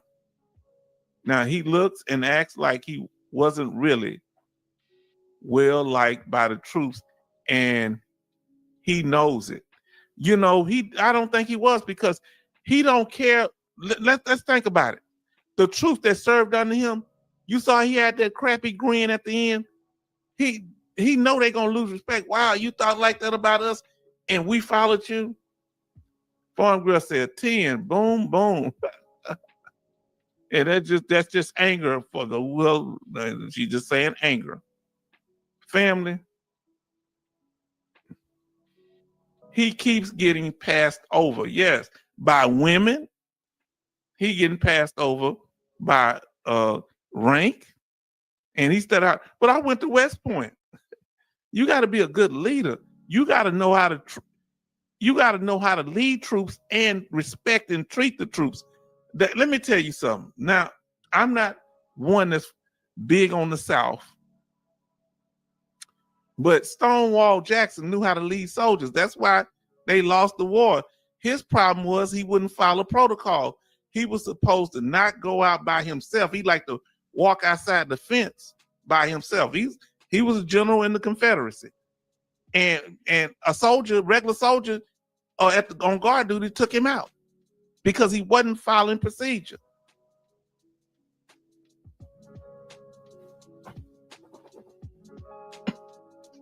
So, hold on. Give me a second.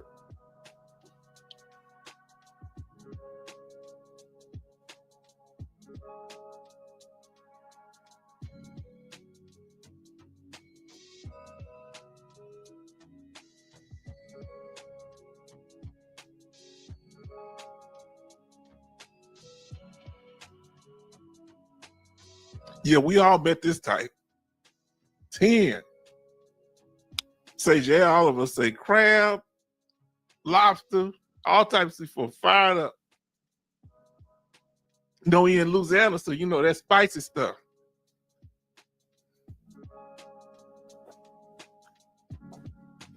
No, I never seen Band of Brothers. I heard that was a good, I knew it was a good program. I never watched it.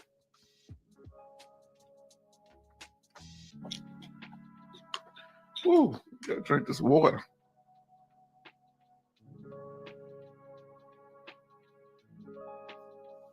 Now, sorry, family. I'm gonna take some tea and get some ginger in the morning. Cause I don't have a cold, but I had a scratchy throat. Now, probably my favorite miniseries of all time.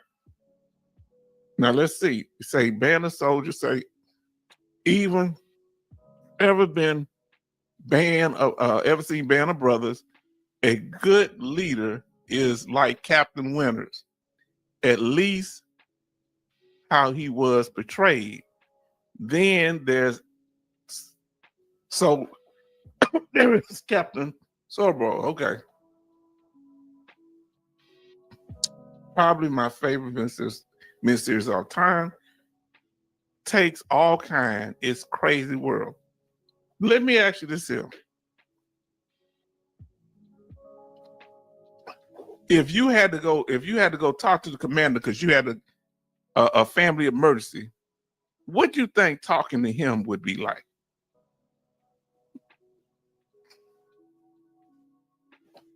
No, he does he seem like he's in touch with people? I don't know. Y'all let us know in the comments. He lost his Senate race and has a mission to win next time. Oh, he was running for the Senate? That guy was running for the Senate. Gad was running for the Senate. Who was running for the Senate? Please let me know before we leave. Let me know. We had 3 hours now, so he just tanked his veteran vote. Hey, no pun intended, because he was on tanks, so he said. I like how you twisted that in there. Farm Girl Rebel, thank you. And I mean, if he plans to run again, yes, he did. Thank you, Farm Girl Rebel. Y'all keep coming in. Thank you, J. Oliver, and also MG Smith. He said, I think he's looking to replace Dougie. Hold on, fam. If he became the secretary of the VA, hold on, fam. I got to pull him back up now. Hold on now. Hold on. Wait a minute now. Wait a minute.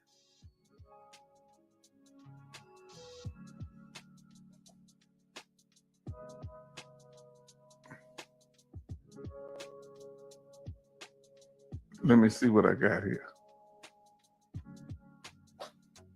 Hold on, family. Tell me this here. Could you see him as the secretary of the VA? Could you see this Daniel M. Gad, PhD, as the secretary of the VA? Come on, fam. He might do a good job, huh? No. We're not going to go out like that. Y'all going to have to choose. If you had to choose Doug Collins or Daniel M. Gad, where your vote? You have to choose one. Doug Collins, the current secretary of the VA, or Daniel M. Gad, PhD now. And he's a combat veteran. And he went to West Point. And he was a lieutenant colonel and got a PhD. Who would you choose, Dougie or PhD? Put PhD in the chat. Gad, PhD. Which one would you choose? Come on. And I want to know your choice. Wow. Wow. He say Pastor Dougie.